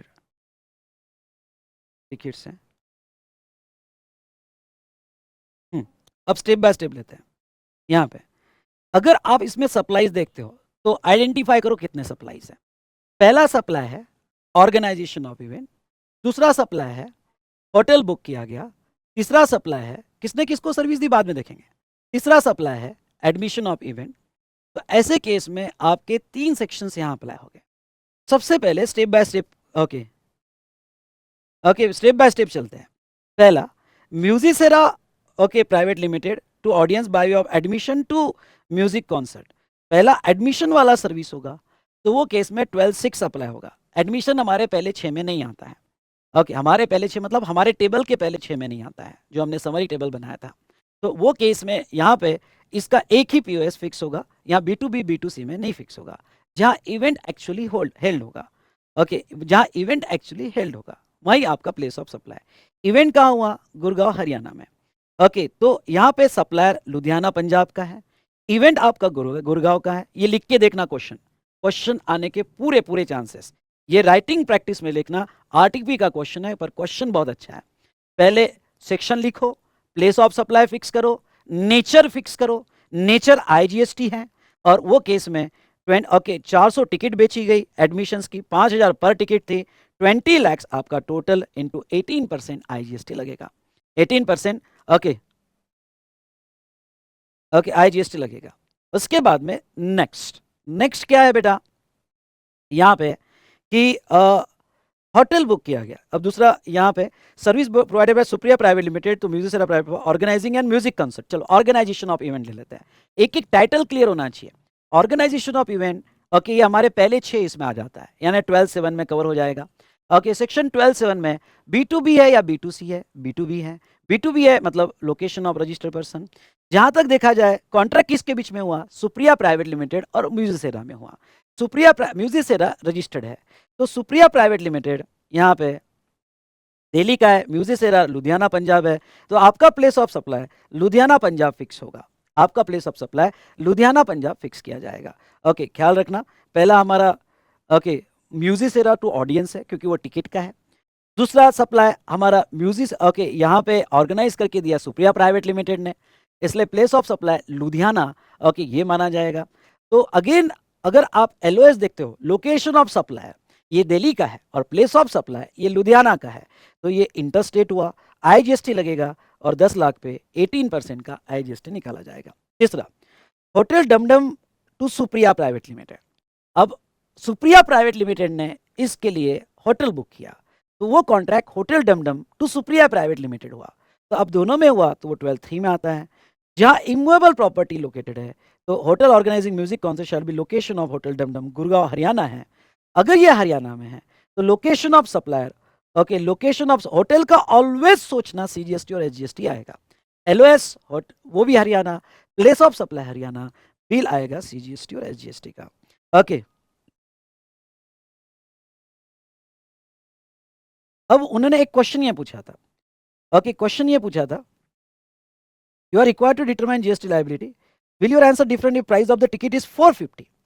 पता नहीं आपको याद होगा नहीं होगा, पर एग्जामिशन चैप्टर में एंटरटेनमेंट इवेंट, जलवा हुआ, तबीयत ठीक हो गई, तो 500 रुपए तक आपको टिकट तक कोई टैक्स नहीं था, एंटरटेनमेंट इवेंट था। तो ऐसे केस में कॉन्सर्ट होगा तो कॉन्सर्ट उसमें कवर था। अगर आपको आया होगा तो answer will be change for one, admission to music concert there is no IGST liability of consideration for ticket 450, refer exemption, यहाँ लिखो रेफर एग्जाम्पशन।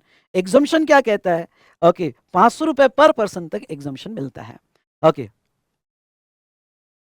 तो आपका आंसर में से पहले वाले आंसर में चेंज होगा, यानी पहले वाले आंसर में मतलब जो टिकट जो 5000 थी वो 5000 की जगह 450 रुपये रहेगी, तो वहां आपको एग्जाम्पशन मिल जाएगा, कोई जीएसटी नहीं देना पड़ेगा। लेकिन बाकी के आंसर जहां तक है सेम रहेंगे। क्वेश्चन बहुत ही अच्छा, बहुत ही अच्छा, लिख कर देखना, लिख कर देखना। आरटीपी का क्वेश्चन है, स्टडी मैट में दिया है और एग्जाम में आने के लिए तड़प रहा है, ठीक है। तो चलिए यहाँ पे एक एक पॉइंट उसका लिख के देखना।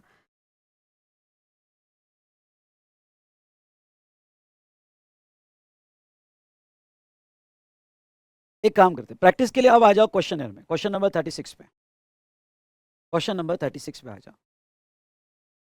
डन, हाँ। अब आप क्वेश्चन में क्वेश्चन नंबर 36 पे आते हो। जो स्टेप्स मैं कहूँगा, रफ, थोड़ा रफ पेज तैयार रखना, बाजू में रफ पेज तैयार रखना, ओके। जैसे रफ पेज में हम कुछ डिसीजंस लेंगे, फिर प्रेजेंटेशन करेंगे, ठीक है। इतने क्वेश्चंस अगर आपने सॉल्व कर लिए तो इससे हार्ड क्वेश्चन नहीं आने वाला है, बस आपका समझ लो कॉन्फिडेंस आ गया, ठीक है। चलो, RST INC a corn chips manufacturing company based in USA, लिखो रफ में, आरएसटी आईएनसी यूएसए, लिखो लिखो लिखो, RST INC USA is intend to launch its product in India, ठीक है। However, company wishes to know the taste and sensibility of Indian before launching its product in India, ठीक है।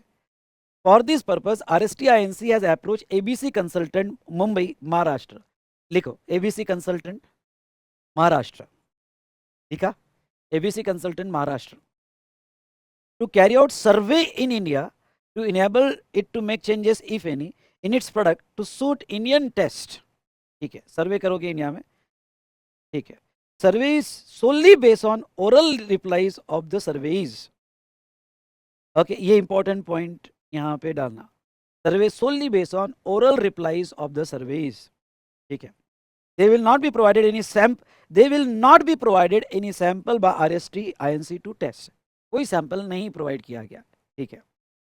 ABC consultant will be paid convertible foreign exchange, ऐसा convertible foreign exchange में दिया गया, okay, लिख दो, amount received in CFE, convertible foreign exchange, लिखा, okay.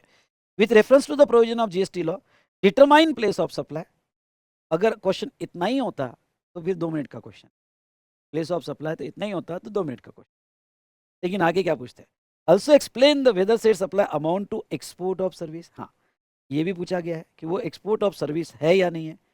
C A final RTP 18 as well as covered in study mat, question आएगा 5 mark. पहले तो बताओ, फटाफट बताना, मैं आपके आंसर का वेट कर रहा हूं। लोकेशन ऑफ सप्लायर क्या है, मुझे एक एक चीज आइडेंटिफाई करके दो। लोकेशन ऑफ सप्लायर क्या है, लोकेशन ऑफ रिसिपिएंट क्या है, पहले 2 आइडेंटिफाई करके दो। LOS टाइप करना, नहीं नहीं POS मत निकालो, कोई जल्दबाजी मत करना, POS मत निकालना। लोकेशन ऑफ सप्लायर क्या है,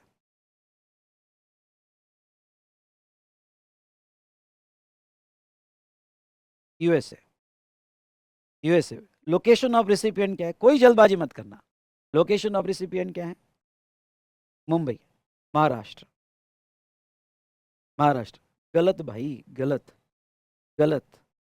लोकेशन ऑफ सप्लायर यूएसए कैसे हुआ, कंसल्टेंट इंडिया का है भाई, सर्विस कौन देगा, कंसल्टेंट देगा ना, किसको देगा सर्विस, इतना पढ़ने में गलती, उनको टेस्टिंग करवाना है, मुंबई का कंसल्टेंट लगाया भाई साहब, अगर बेसिक में गलती होगी तो कैसे होगा आपका। Location of supplier ABC consultant है यहाँ पे, सॉरी, हाँ एबीसी कंसल्टेंट है, और एबीसी कंसल्टेंट है, ओके, कितनी बड़ी गड़बड़ कर रहे हो आप, कंसल्टेंट है, जो सर्विस देगा वो महाराष्ट्र इंडिया है, महाराष्ट्र इंडिया है, और रिसिपिएंट फॉरेन कंपनी है, फॉरेन कंपनी यानी RST INC, RST INC, INC है मतलब यूएसए है। सबको क्लियर, सबको क्लियर। चलिए, तो ये महाराष्ट्र और ये यूएसए है। चलो step number 1, which section is applicable. पहला मेरा सवाल, वो जाने दो, नहीं कुछ नहीं डिसाइड करना है, पहले जाओ बताओ। अगर ये सर्विस है, और सर्विस क्या है बेटा, सर्विस है टेस्टिंग करके देना, टेस्टिंग करके देना, ठीक है।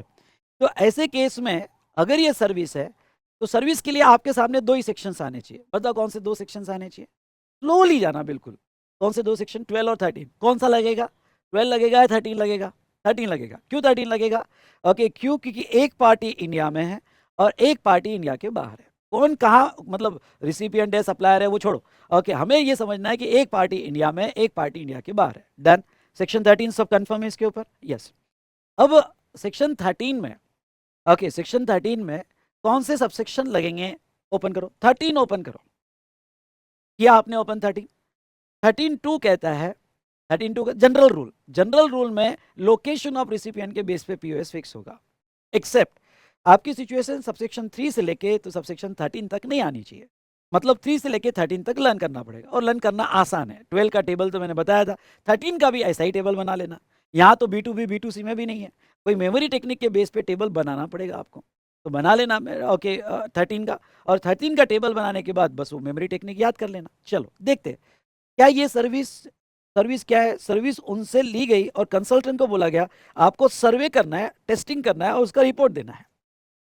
क्या ये सर्विस 13(3) में कवर्ड है क्या, 13(3) में कोई भी सर्विस कवर हो सकती है, हाँ कोई भी कवर हो सकती है 13(3) में। बस उस सर्विस का नेचर ये है कि सर्विस रिसिपिएंट ने सर्विस प्रोवाइडर को गुड्स फिजिकली अवेलेबल करवा के देना चाहिए, वो बेसिक कंडीशन है।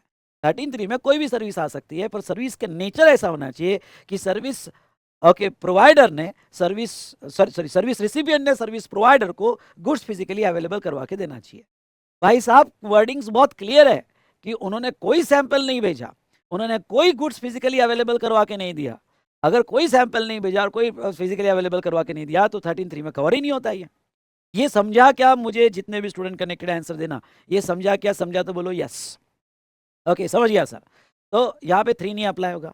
4 जो है वो इमूवेबल प्रॉपर्टी की बात करता है, तो दूर की बात है, हमने तो प्रोडक्ट का सर्वे किया, ओके इमूवेबल प्रॉपर्टी का सर्वे थोड़ी किया, ओके और उनको ओरल रिपोर्ट दे रहे हैं, ओरल रिपोर्ट दे रहे हैं। उसके बाद में 5 इवेंट ऑर्गेनाइजेशन नहीं अप्लाई होगा। 6 7 तो इंडिया, इंडिया के बाहर और मल्टीपल स्टेट में। 8 में क्या ये बैंकिंग सर्विस है, नहीं। क्या ये इंटरमीडिएट सर्विस है, नहीं। क्या hiring of means of transport है, नहीं। 9 तो ओमिट कर दिया है। 10 पैसेंजर ट्रांसपोर्ट सर्विस है, नहीं। ओके ऑनबोर्ड सर्विसेज नहीं, और आगे भी नहीं आता, OIDR वगैरह सर्विसेज नहीं है। इन शॉर्ट ये सबसेक्शन 3 से लेके सबसेक्शन 13 में नहीं आता है। अगर ये सबसेक्शन 13 से लेके सबसेक्शन 3 से लेके 13 तक नहीं आता है तो अप्लाई होगा हमारा जनरल रूल, और जनरल रूल में ये लोकेशन ऑफ रिसिपिएंट के बेस पे लिया जाएगा। तो हमारा अब मुझे क्या फिक्स करना था, अब मुझे जो फिक्स करना था ओके कि इसका प्लेस ऑफ सप्लाई क्या, तो इसका प्लेस ऑफ सप्लाई ओके भाई साहब लोकेशन ऑफ रिसिपिएंट पे फिक्स होगा, और इसका place of supply USA fix होगा। भाई साहब मिल गया इसका प्लेस ऑफ सप्लाई। 13 सिर्फ पीओएस के लिए निकालो, ओके लेके आ गए वहां से पीओएस, दे ले भाई ले, ओके ये ले यूएसए पीएसए पीओएस फिक्स हो गया, फिक्स हो गया यहाँ पे। और कौन से रूल से फिक्स हुआ, ओके तो पीओएस हमारा यूएसए ये सेक्शन 13(2) से फिक्स हुआ। यहाँ तक समझा क्या, यहाँ तक समझा होगा तो जोर से टाइप कीजिए यस सर, ओके 1 टाइप करो सभी, समझा होगा तो मुझे सबका आंसर चाहिए भाई, बहुत मेहनत कर रहा हूँ आपके लिए मैं, ओके यहाँ पे तो 1 टाइप करो। अब उसके बाद में सेकेंड स्टेप मुझे क्या लेनी है, उन्होंने पूछा तुमने पीओएस बता दिया, हाँ सर पीओएस बताना तो ईजी था। अब ये बताओ कि ये एक्सपोर्ट सर्विस होगी कि नहीं होगी, एक्सपोर्ट सर्विस होगी कि नहीं होगी। और वैसे ये एक्सपोर्ट पे ही पूछेंगे, क्योंकि जब कंसल्टेंट इंडिया का है और वो बाहर दे रहा है तो वो एक्सपोर्ट के नेचर में ही आएगा, इंपोर्ट के नेचर में तो आएगा नहीं। नाउ ओके एक्सपोर्ट सर्विस होने के लिए, सुनना एक्सपोर्ट सर्विस होने के लिए ओके सेक्शन 26 की 5 कंडीशंस है। चलो फिट करो, एक्सपोर्ट सर्विस में फिट होता है क्या, लोकेशन ऑफ सप्लायर वो इंडिया में होना चाहिए। क्या लोकेशन ऑफ सप्लायर इंडिया में है, महाराष्ट्र में, condition fulfilled, condition fulfilled.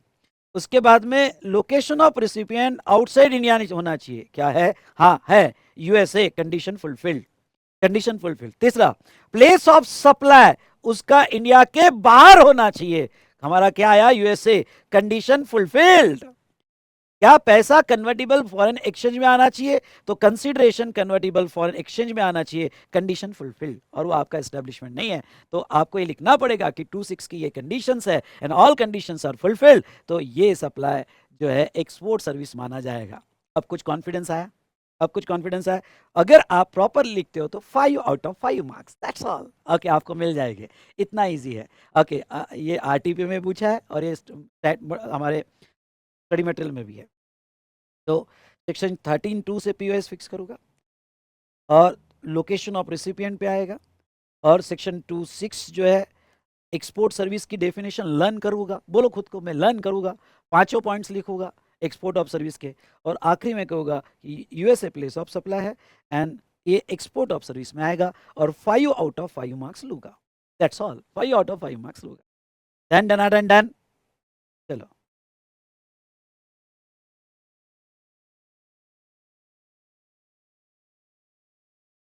Next question में आ जाओ। नेक्स्ट क्वेश्चन में आ जाओ। Question number 37।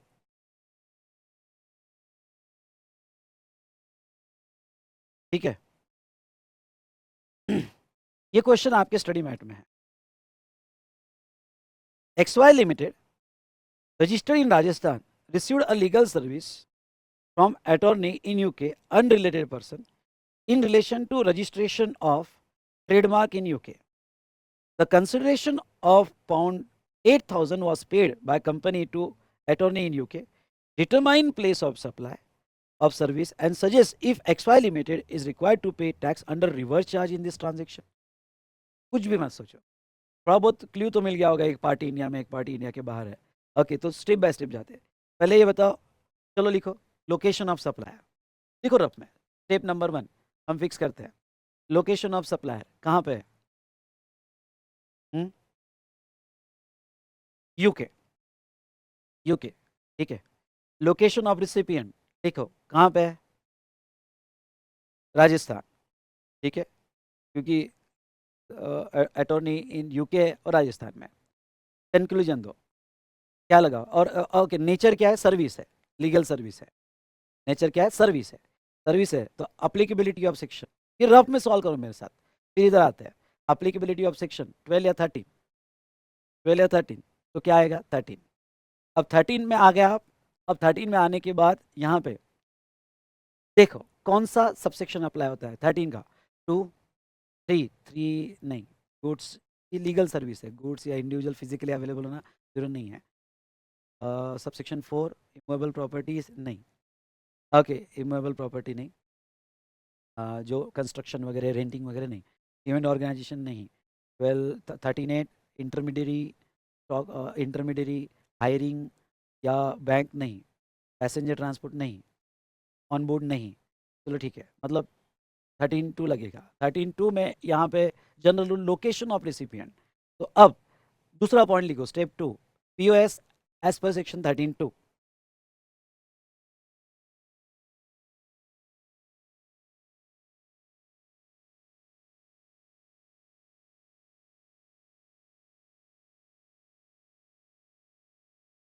अरे, XYZ registered in Rajasthan, received the service है ना, बेसिक में ही प्रॉब्लम है भाई। ठीक है, तो ऐसे केस में जहां तक देखा जाए, अब अगर आपको ये लोग सप्लायर और रिसिपिएंट ही फिक्स नहीं करते आ रहा है, तो फिर मैं कुछ नहीं कर सकता। फिर मैं कुछ नहीं कर सकता। हाँ, ये अब इतना भी नहीं, तो फिर आपको ही 10 बार प्रैक्टिस करनी है। अब दूसरा मुझे ये बताओ, यहाँ पे 13(2) फिक्स हुआ, पीओएस आ गया, मिल गया क्या पीओएस? यस और नो? मिल गया। अब क्वेश्चन को देखो, ये क्वेश्चन में वो एक्सपोर्ट का फील दे रहा है या इंपोर्ट का फील दे रहा है? अगर आप इनफ मैच्योर्ड और कॉमन सेंस है तो वो इंपोर्ट का फील दे रहा है, क्योंकि लेने वाला इंडिया में, सर्विस देने वाला बाहर है, तो इंपोर्ट सर्विस का फील दे रहा है। चलो, इंपोर्ट सर्विस के डेफिनेशन में जाओ, सडनली डिसीजन मत लेना। इंपोर्ट का फील दे रहा है तो हम इंपोर्ट सर्विस की डेफिनेशन पे अटैक करेंगे। इंपोर्ट सर्विस की डेफिनेशन क्या कहती है?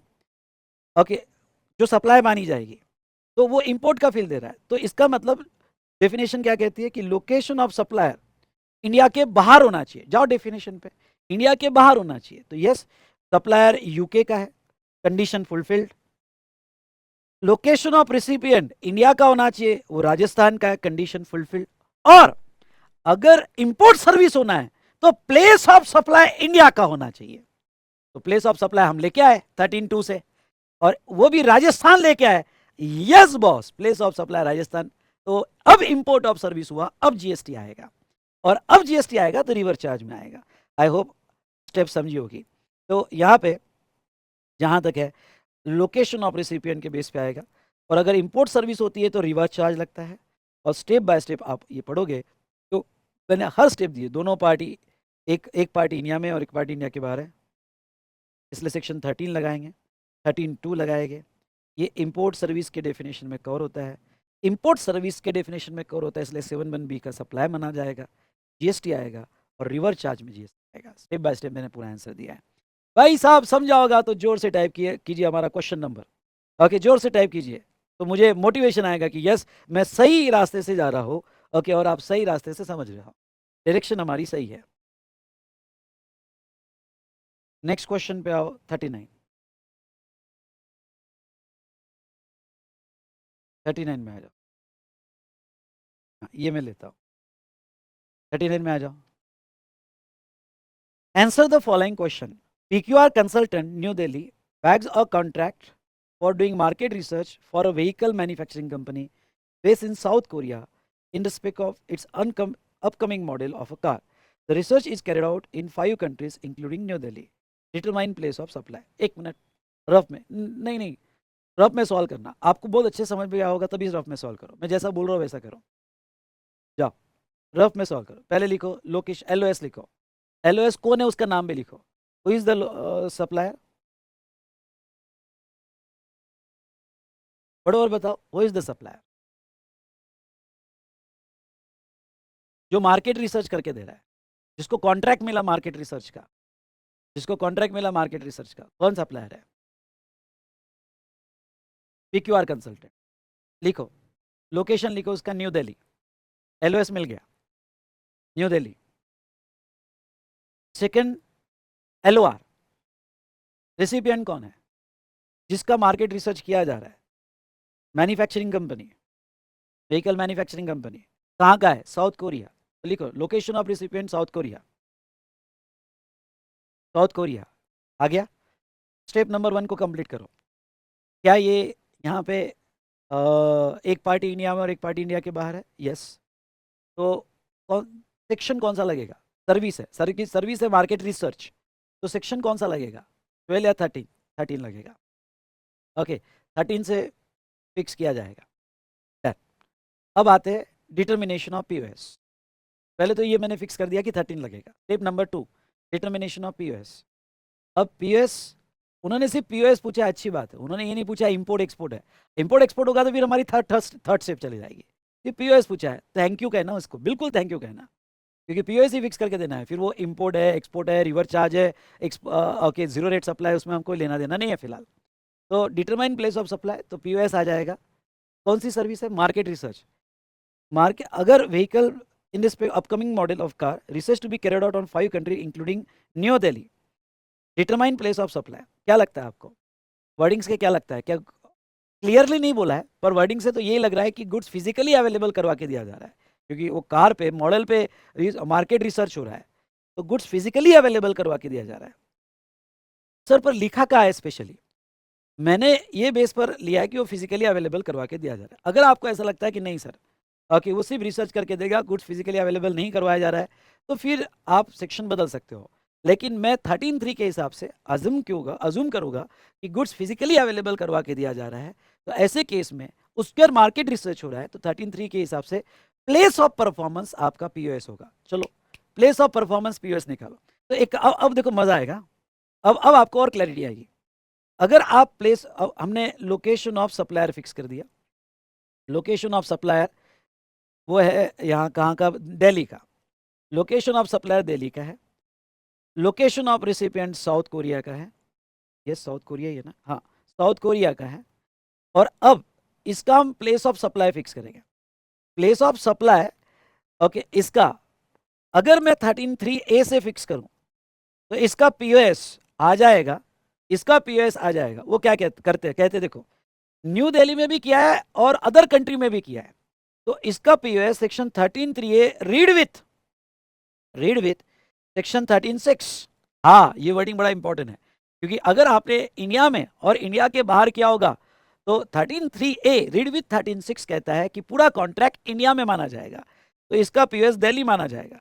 तो अगर मैं इसका पीओएस दिल्ली मानूं तो पीओएस भी मिल गया मुझे, और पीओएस यहाँ पे दिल्ली मिल गया, इंडिया में मिल गया, पीओएस इंडिया में मिल गया। ये बात समझ रहे हो? अगर मुझे पीओएस इंडिया में मिल गया तो मुझे सिर्फ पीओएस निकालना था, बात खत्म।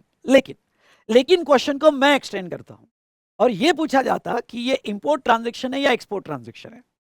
तो क्या पहले तो देखो फील क्या आ रहा है, ये इंपोर्ट में आएगा एक्सपोर्ट में। सप्लायर इंडिया का है, लेने वाला बाहर है, मतलब एक्सपोर्ट का फील आ रहा है, एक्सपोर्ट का फील आ रहा है। डन। ओके, अगर एक्सपोर्ट का फील आ रहा है तो फिर मैं आपको सवाल पूछ रहा हूं कि whether it is export service और नॉट। देखते हैं एक्सपोर्ट सर्विस और नॉट। एक्सपोर्ट सर्विस होने के लिए 2(6) पूरा करना पड़ता है, तो एक्सपोर्ट सर्विस होगी और ZRS बोला जाएगा। अगर आपने 2(6) नहीं पूरा किया तो फिर वो 7(5)(a) के हिसाब से इंटरस्टेट होगा और IGST आएगा। ठीक है, मतलब कोई भी सप्लाई अगर आप इंडिया के बाहर करते हो, जहां सप्लायर इंडिया का है, प्लेस ऑफ सप्लाई अगर इंडिया के बाहर है, प्लेस ऑफ सप्लाई इंडिया के बाहर है, तो वो केस में यहाँ पे GST आएगा। और वो GST जो है, अब देखो, अगर आपको इसको नेचर पूछा गया, यहाँ बहुत इंपॉर्टेंट है कि भाई सप्लायर इंडिया का है, रिसिपिएंट बाहर का है, तो ये सेक्शन 2(6) पूरा करता है क्या? अब ये सेक्शन 2(6) पूरा करता है क्या, देखते हैं। 2(6) कहता है लोकेशन ऑफ सप्लायर इंडिया होना चाहिए, तो दिल्ली है। डन डन डन, 2(6) का पहला condition done. Location of recipient India के बाहर होना चाहिए, south Korea. Done done done done. लेकिन तीसरा कहता है कि आपका प्लेस ऑफ सप्लाई इंडिया के बाहर होना चाहिए। यहां प्लेस ऑफ सप्लाई, आपका प्लेस ऑफ सप्लाई इंडिया के बाहर नहीं है, वो दिल्ली है, दिल्ली। नहीं भाई, नहीं नहीं नहीं, क्योंकि प्लेस ऑफ सप्लाई दिल्ली है। Okay, place of supply Delhi है, ओके, मतलब इंडिया के बाहर नहीं। उड़ गए, एक्सपोर्ट सर्विस से उड़ गए आप, आपको कोई बेनिफिट मिलने वाला अब नहीं है। एक्सपोर्ट सर्विस से ZRS नहीं मिलेगा। अब अगर आपको ZRS नहीं मिलेगा, सुनना, नहीं मिलेगा, जाने दो, गया एक्सपोर्ट सर्विस का बेनिफिट। सॉरी, गया एक्सपोर्ट सर्विस का बेनिफिट, क्योंकि एक्सपोर्ट सर्विस के लिए आपका प्लेस ऑफ सप्लाई इंडिया के बाहर होना चाहिए। गया।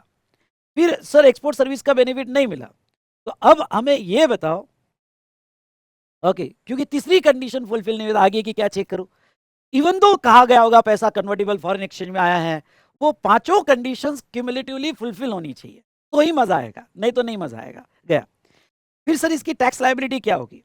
इसकी टैक्स लायबिलिटी ये होगी कि अगर मैं इसको देखूं तो इसका लोकेशन ऑफ सप्लायर एक्सपोर्ट में तो नहीं आ रहा है, LOS इसका दिल्ली में है और POS भी इसका दिल्ली में है।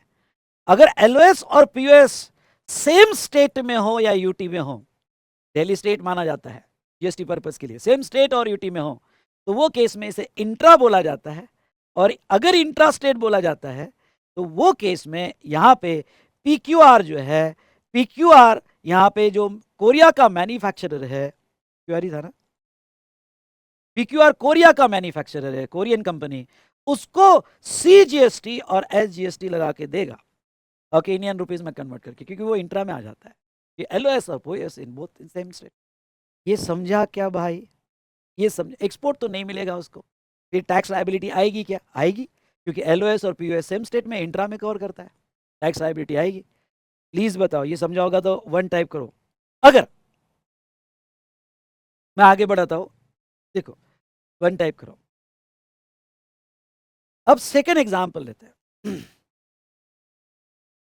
सेम सिचुएशन को, LOS दिल्ली,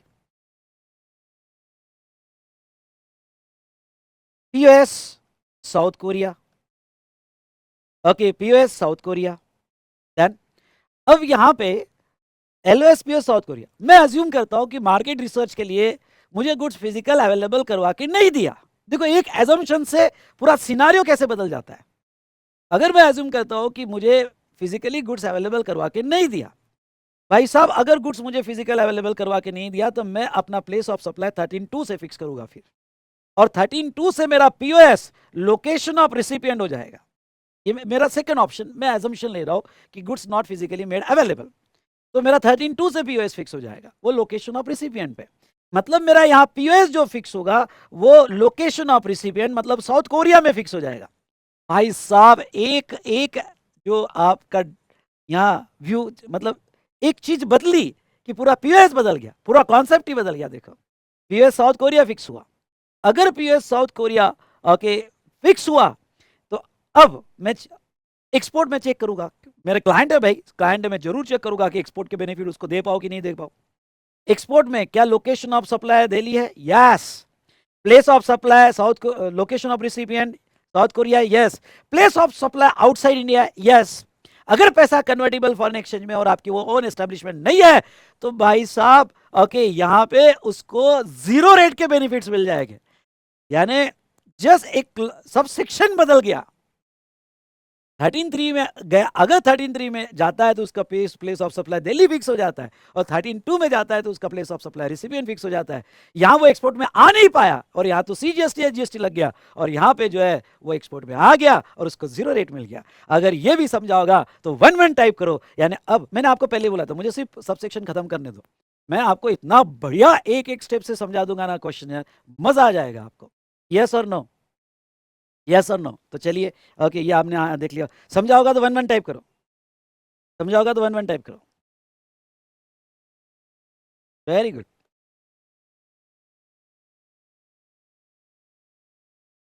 चलो अब 2 पे आ जाओ। What will be your answer if above question research is carried out in Madhya Pradesh and Gujarat in India, also the state apportion of value between these states? हाँ, अगर रिसर्च सेम गुड्स पे, अगर रिसर्च सेम गुड्स पे मध्य एक से ज्यादा state में, अलग अलग कंट्री में नहीं, इंडिया में ही किया सेम गुड्स पे रिसर्च, और एक से ज्यादा स्टेट्स में किया, तो हमने रूल पढ़ा था ओके और आपको याद होगा तो हमने रूल 7 के हिसाब से देखा था कि सेम गुड्स पे अगर रिसर्च होगा और मल्टीपल स्टेट में होगा तो वो इक्वली 2 स्टेट में डिवाइड होगा। तो देखो रूल था, पहले प्रोविजन लिख दी 13(3)(a), 13(6) क्योंकि मल्टीपल कंट्री है, 13(7) मल्टीपल स्टेट का भी रेफरेंस है। पहले केस में मेरा प्लेस ऑफ सप्लाई तो न्यू दिल्ली फिक्स हुआ, दूसरा मध्य प्रदेश और गुजरात में है तो वो इक्वली डिवाइड होगा क्योंकि वो सेम गुड्स पे है ओके, क्योंकि वो सेम गुड्स में। Third, now company C which is located in Delhi, company C which is located in Delhi is providing the servicing of 2 cars belonging to X. One car is manufacturer J 50 lakhs located in Delhi and is serviced by Delhi workshop. Other car manufacturer value जो है 10 lakhs manufacturer A है और उसको Gurgaon workshop से दिया। तो हमने again rule 7 क्या कहता है कि अगर आपने सर्विसिंग अलग अलग गुड्स को दिया, अंडर सिंगल कॉन्ट्रैक्ट दिया और अलग अलग गुड्स को अलग अलग स्टेट में दिया तो उसकी इनवॉइस वैल्यू के बेस पे यानी ओके 5:1 के रेशियो में आपको कॉन्ट्रैक्ट डिवाइड करना पड़ेगा। तो हमने देखा 5:1 में उसका कॉन्ट्रैक्ट डिवाइड करना पड़ेगा। चलिए भाई साहब ये हमारा हो गया क्वेश्चन, आई होप आपको कॉन्सेप्ट समझ में आया होगा। नेक्स्ट क्वेश्चन 40 पे आ जाओ।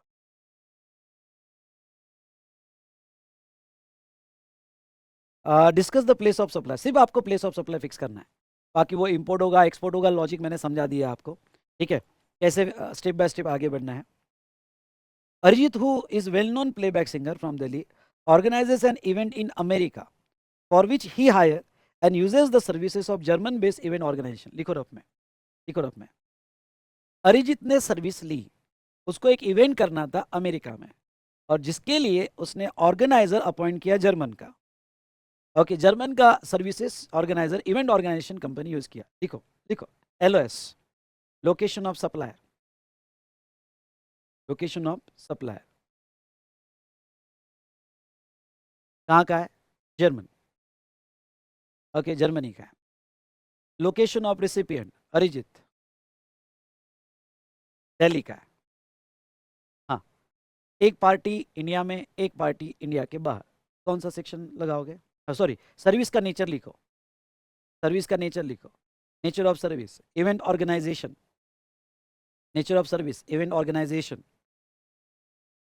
Now step number 2, applicability of section, कौन सा सेक्शन अप्लाई करोगे? अप्लीकेबिलिटी ऑफ सेक्शन कौन सा सेक्शन? 12 या 30? 30, ठीक है 13। Fix the POS, POS fix करो। अब पीओएस इसका कोई स्पेसिफिक सबसेक्शन है? हाँ, इवेंट ऑर्गेनाइजेशन का स्पेसिफिक सबसेक्शन है। तो कौन सा सबसेक्शन है? 13.5। 13.5 इवेंट ऑर्गेनाइजेशन क्या है? जाके पढ़ो 13.5 क्या है। 13.5 में 13.5 कहता है लोकेशन वेयर इवेंट हेल्ड। तो पीओएस इवेंट कहाँ हुआ? अमेरिका में। तो पीओएस अमेरिका, चलो वो पीओएस ऊपर लिख दो, ऊपर लिख दो। तो हमारा क्या आया? Location of supplier Germany, location of recipient Delhi, और पीओएस आया अमेरिका। पीओएस आया अमेरिका, ठीक है, पीओएस आया अमेरिका। एक बहुत अच्छा केस बताता हूँ। अब सबसे पहले क्या ये एक्सपोर्ट, हाँ सुनना ध्यान से, जहां तक देखा जाए बहुत अच्छा केस, ये एक्सपोर्ट का क्ल्यू दे रहा है या इंपोर्ट का? एक्सपोर्ट के लिए सप्लायर इंडिया का होना चाहिए, तो एक्सपोर्ट का तो नहीं दे रहा है। फिर किसका क्ल्यू दे रहा है बोलो? एक्सपोर्ट का तो नहीं दे रहा है, तो किसका क्ल्यू दे रहा है? इंपोर्ट का क्ल्यू दे रहा है। उन्होंने तो सिर्फ पीओएस फिक्स बोलने का, फिक्स करने का है, मैं तो आगे लेके जा रहा हूँ आपको। तो इंपोर्ट का क्ल्यू दे रहा है क्योंकि सप्लायर वहाँ का, रिसिपिएंट इंडिया का। अब मैं आपको ये बता दूँ, ध्यान से सुनिएगा। Location of supplier, import of, देखते हैं इंपोर्ट सर्विस में आता है क्या? What is the definition of import of service? Answer तो हो गया हमारा, प्लेस ऑफ सप्लाई। मैं आगे बढ़ा रहा हूँ। Import of service, import of service में location of supplier outside India, Germany, done, okay. Location of, दूसरा location of recipient in India, Delhi, done. लेकिन इंपोर्ट ऑफ सर्विस होने के लिए आपका place of supply, import of service होने के लिए आपका प्लेस ऑफ सप्लाई इंडिया में फिक्स होना चाहिए। ओके, तो ये इंडिया में फिक्स हो रहा है, ये इंडिया में फिक्स हो रहा है क्या? इंडिया में फिक्स हो रहा है क्या? नहीं, ये अमेरिका में फिक्स हो रहा है। अगर अमेरिका में फिक्स हो रहा है तो this condition not fulfilled, not fulfilled, तो it's not a import service, it's not a import service. तो भाई साहब, ओके, फिर तो सप्लाई ही नहीं है। ओके, सप्लाई ही नहीं है, क्योंकि सप्लाई इंपोर्ट सर्विस होगी तभी बोला जाएगा। जब सप्लाई नहीं है तो question of GST does not arise. No GST, इसके ऊपर जीएसटी नहीं आएगा। इंपोर्ट सर्विस होगा तो रिवर चार्ज में आएगा, अदरवाइज नहीं आएगा। वो सलून वाली सर्विस, अगर मैं इंडिया के बाहर जाऊँ, बाहर सलून करवाओ, तो पीओएसी इंडिया में नहीं है, GST is destination based tax. Okay, जब इसका पीओएसी इंडिया में नहीं है तो कहाँ से जीएसटी आएगा? समझा होगा? तो फटाफट यहाँ पे वन टाइप करो, जीएसटी नहीं आएगा। आई होप आप ये समझोगे। पर हमको सिर्फ पीओएस फिक्स करने बोला था, मैंने 13.5 से उसका पीओएस फिक्स कर दिया। Event actually held, POS America आएगा। मैंने ये भी लिखा कि वो इंपोर्ट सर्विस नहीं है और उसके ऊपर जीएसटी नहीं आएगा। वो पूछा भी नहीं तभी लिख दिया, मेरी मर्जी। Next, an Indian company provided services to Dubai firm in relation to organisation of IPL in Dubai. Organisation of IPL in Dubai, Indian company ने ऑर्गेनाइजेशन सर्विस प्रोवाइड किया और दुबई में प्रोवाइड किया, तो नो डाउट इवेंट दुबई है, तो place of supply भी कहाँ माना जाएगा? दुबई।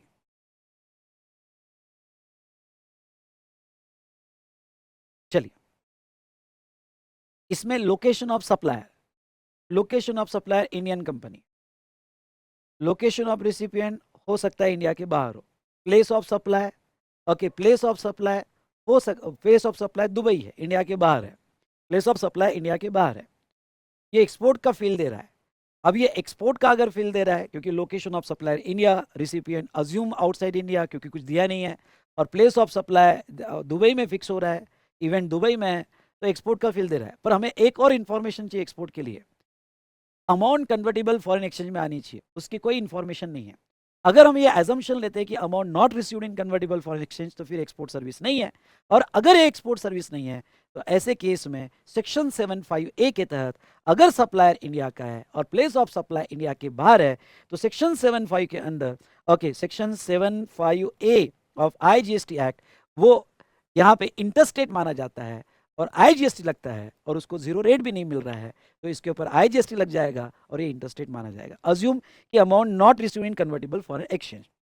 सर, अगर अमाउंट कन्वर्टेबल फॉरेन एक्सचेंज में मिल जाती है तो 75A of IGST act, IGST act, अगर कन्वर्टिबल फॉरेन एक्सचेंज में मिल जाती, अगर पैसा कन्वर्टिबल फॉरेन एक्सचेंज में मिल जाता तो भाई ये जीरो रेट में आ जाता, जीरो रेट में आ जाता। एक छोटी सी टैक्स प्लानिंग कितनी इंपॉर्टेंट होती है।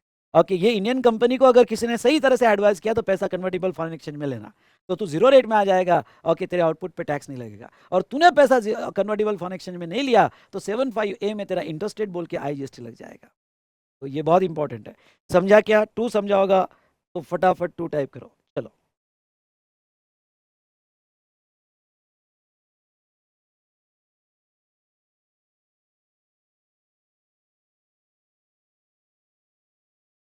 चलो आ जाओ यहाँ पे 41 क्वेश्चन पे आओ। फिर अब प्लीज़ मुझे फीडबैक दो क्योंकि क्वेश्चन बहुत इंपॉर्टेंट है और सेक्शन 13 में आपको कितना समझ में आ रहा है आपके फीडबैक से ही मुझे समझ में आएगा। ओके, मैं मोहताज नहीं हूँ आपके फीडबैक का, लेकिन हमारे पास कनेक्शन सिर्फ यही डिवाइस है। आपका फीडबैक कितना, आपका चेहरा मैं नहीं देख पा रहा हूँ, ठीक है? तो सिर्फ थोड़ा टाइप करने कोई यहाँ पे दिक्कत तो नहीं जाएगी। एटलीस्ट मुझे समझेगा कि आपको कॉन्सेप्ट समझ में आ रहे कि नहीं आ रहे। 41 पे आ जाओ। मिस्टर चकमक an architect new Delhi enter into a contract with mister Dishan of New York to provide professional service in respect of immovable property to Mr. Okay, Dishan located in Pune and New York. Determine place of supply in this case. लिखो rough में। ये final RTP में 21 rough में लिखो। नहीं नहीं, मैं जाने नहीं दूंगा, मैं पूरा प्रैक्टिस कर रहा होगा रफ में आपको।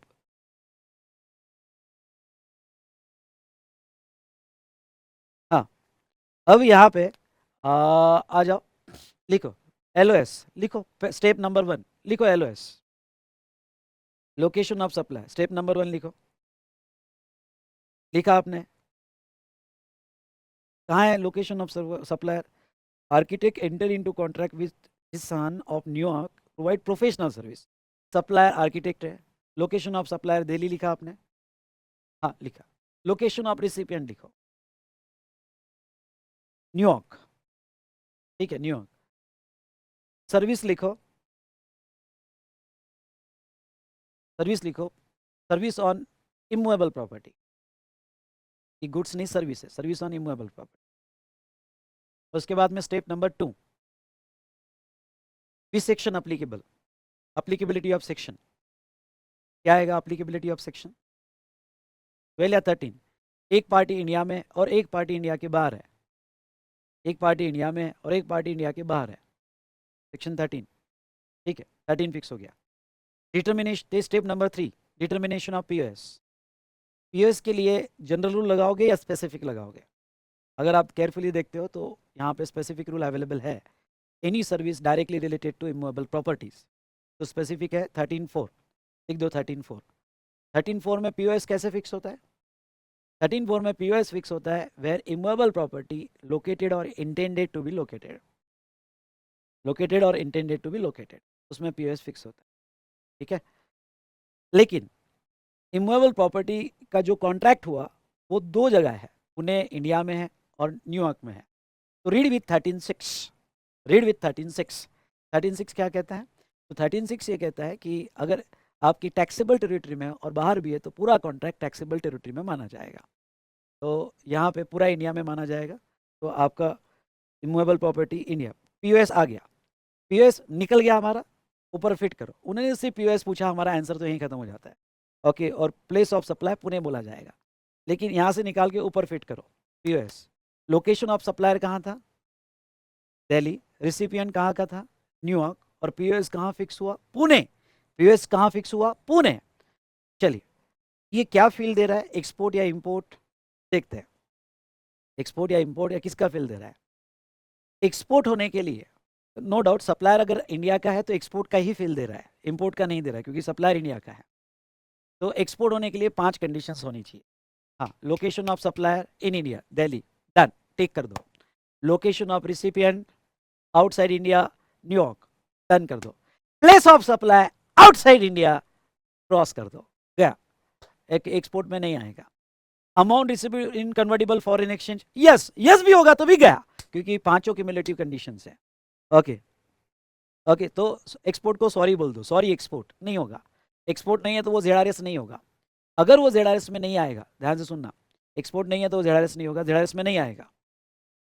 समझा क्या आपको? तो ऐसे सिचुएशन में अगर वो ZRS में नहीं आता है तो बस छोड़ दो। फिर क्या इस पे टैक्स आएगा क्या? Yes, location of supply Delhi है, प्लेस ऑफ सप्लाई पुणे है।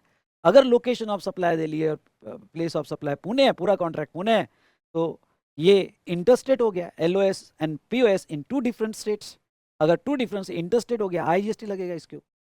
Section 7(1)(a) of IGST act के हिसाब से LOS and POS in 2 different state के ऊपर IGST लग जाएगा। कुछ समझा? अरे कुछ समझा कि नहीं समझा? Very good.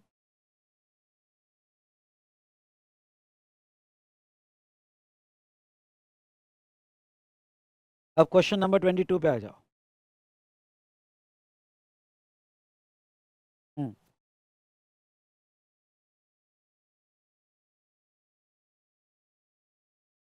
सेक्शन 38 पर है।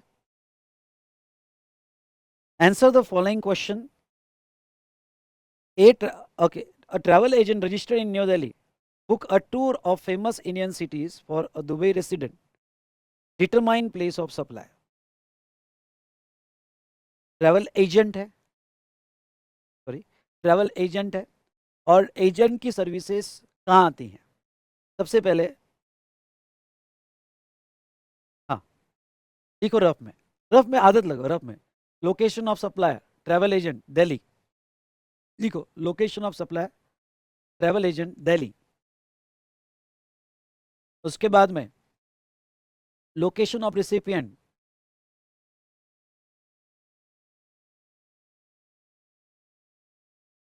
दुबई रेसिडेंट, दुबई रेसिडेंट, ठीक है।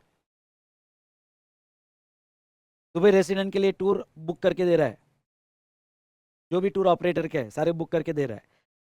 Now service, booking of tour in India, booking of tour in India, ठीक है। तो अब हो गया सर्विस। यहाँ पे तो सर्विस है तो हम 12-13 में जाएंगे। 12 लगेगा या 13? बोलो भाई साहब, 12 लगेगा या 13?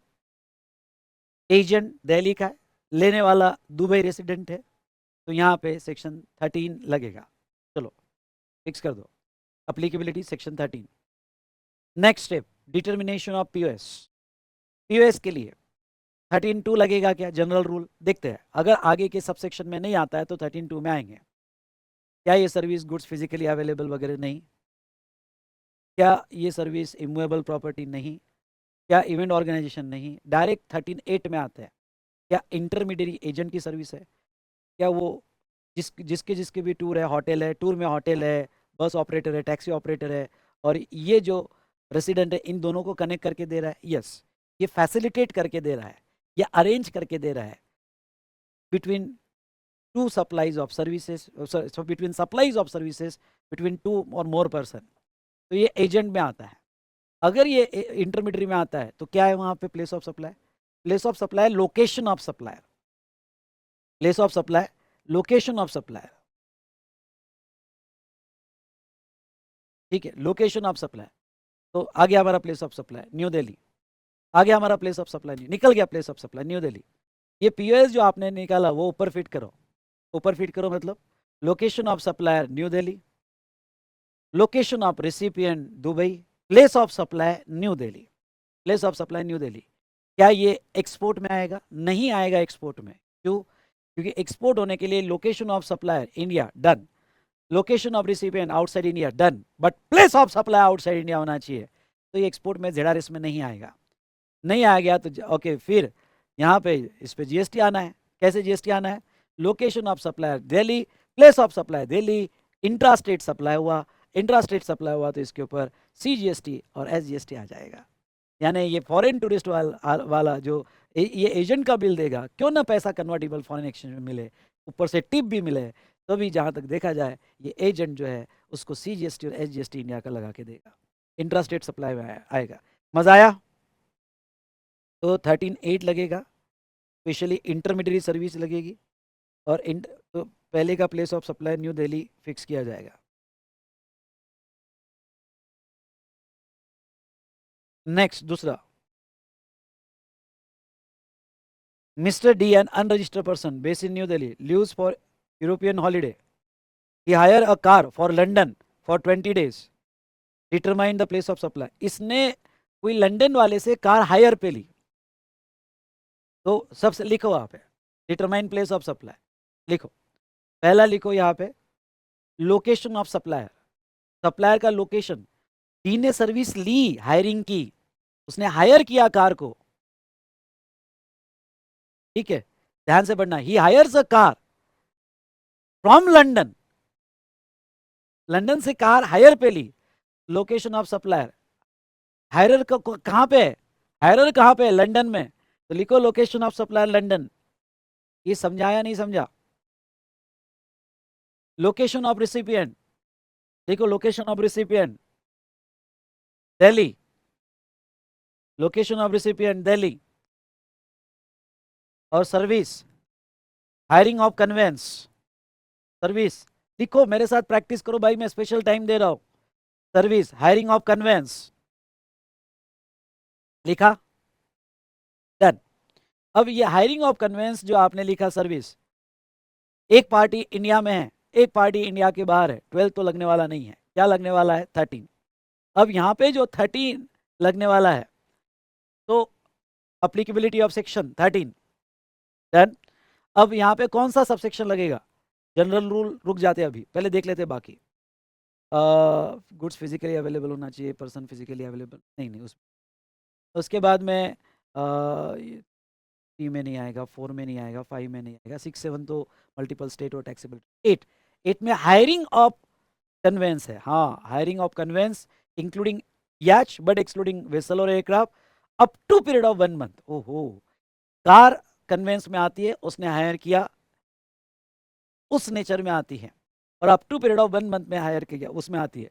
लिख लो, प्लेस ऑफ सप्लाई निकल जाएगा आपका, प्लेस ऑफ सप्लाई निकाल लो वहां से फटाक से, place of supply, location of supplier निकला आपका, place of supply, location of supply, yes और नो?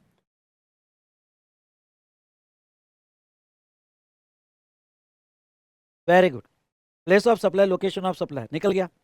पीओएस आ गया आपका कहाँ पे, सप्लायर का लोकेशन कहाँ पे, लंदन, वेरी गुड, पीओएस आ गया London.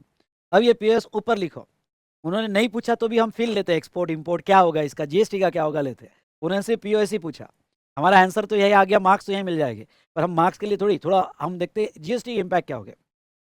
Location of supplier London, place of supply also in London, okay, place of supply और रिसिपिएंट इंडिया। पहले तो मुझे बताओ, ये एक्सपोर्ट का फील दे रहा है या इंपोर्ट का फील दे रहा है, इंपोर्ट का फील दे रहा है क्योंकि रिसिपिएंट इंडिया का है। तो इंपोर्ट होने के लिए क्या जरूरी है, इंपोर्ट होने के लिए सप्लायर बाहर का होना चाहिए, लंदन का है, रिसिपिएंट इंडिया का होना चाहिए, हाँ इंडिया का है, but place of supply India में होना चाहिए। इसका प्लेस ऑफ सप्लाई इंडिया में नहीं, इसका प्लेस ऑफ सप्लाई इंडिया के बाहर हो गया तो ये इंपोर्ट सर्विस नहीं बोला जाएगा, रिवर चार्ज में टैक्स नहीं देना पड़ेगा इंडिया में आके, और इसके ऊपर कोई जीएसटी लाइबिलिटी नहीं आएगी, कोई जीएसटी लाइबिलिटी नहीं आएगी। भाई साहब, अगर अगर टू समझा होगा तो जोर से बोलिए यस सर, टू समझ में आ गया, अगर आपको ये समझा होगा तो जोर से, जितने भी स्टूडेंट ने फीडबैक दो।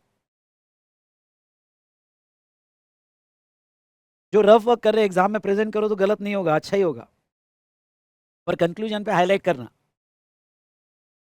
ठीक है।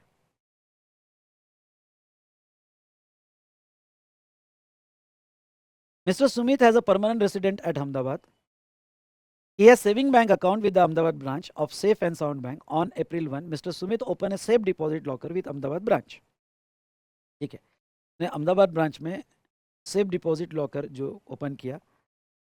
He went to USA for official work in December and has been residing there since then.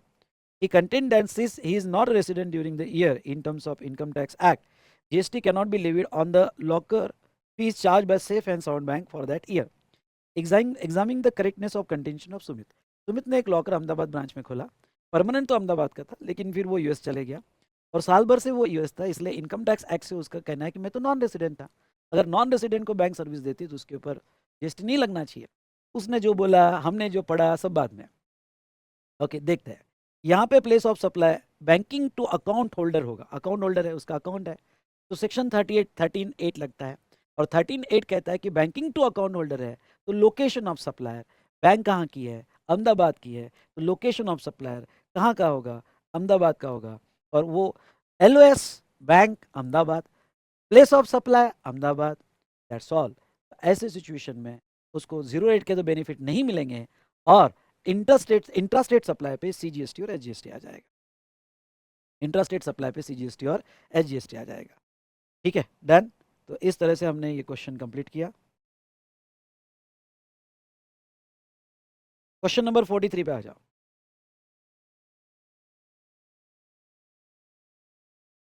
तो सिंपल क्वेश्चन एग्जाम में पूछा था।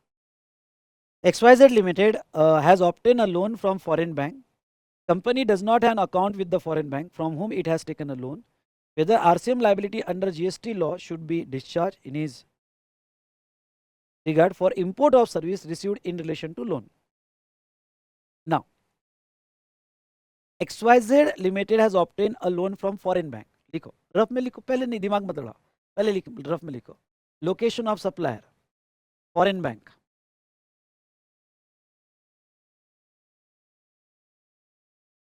Okay. Location of supplier foreign bank, location of recipient XYZ limited India, India, ठीक है। Nature of service banking service for loan, nature of service banking service for loan.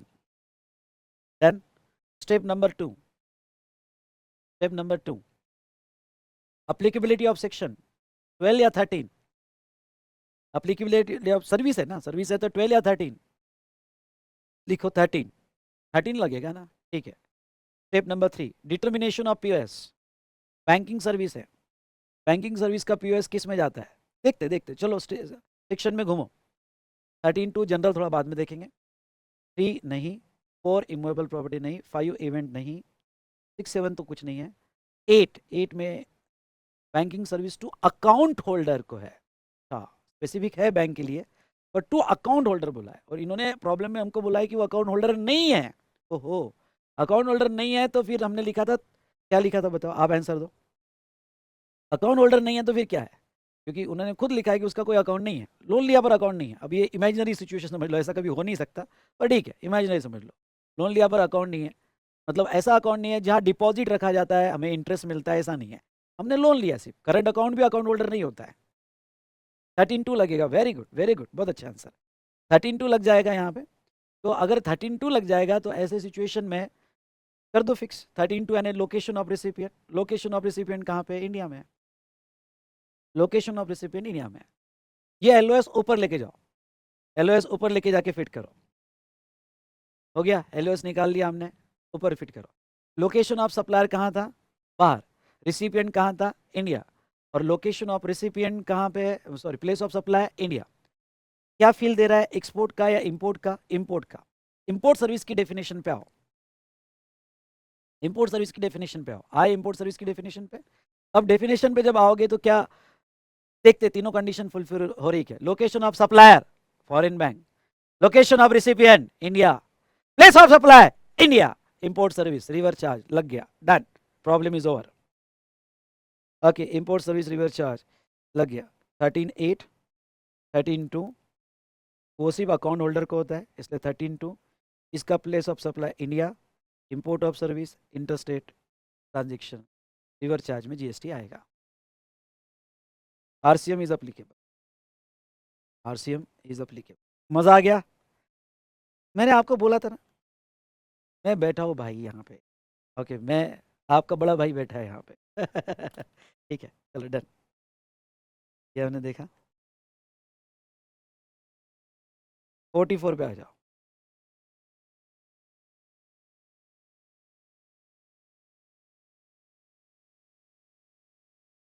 ये CA final mock test paper April 23 में है।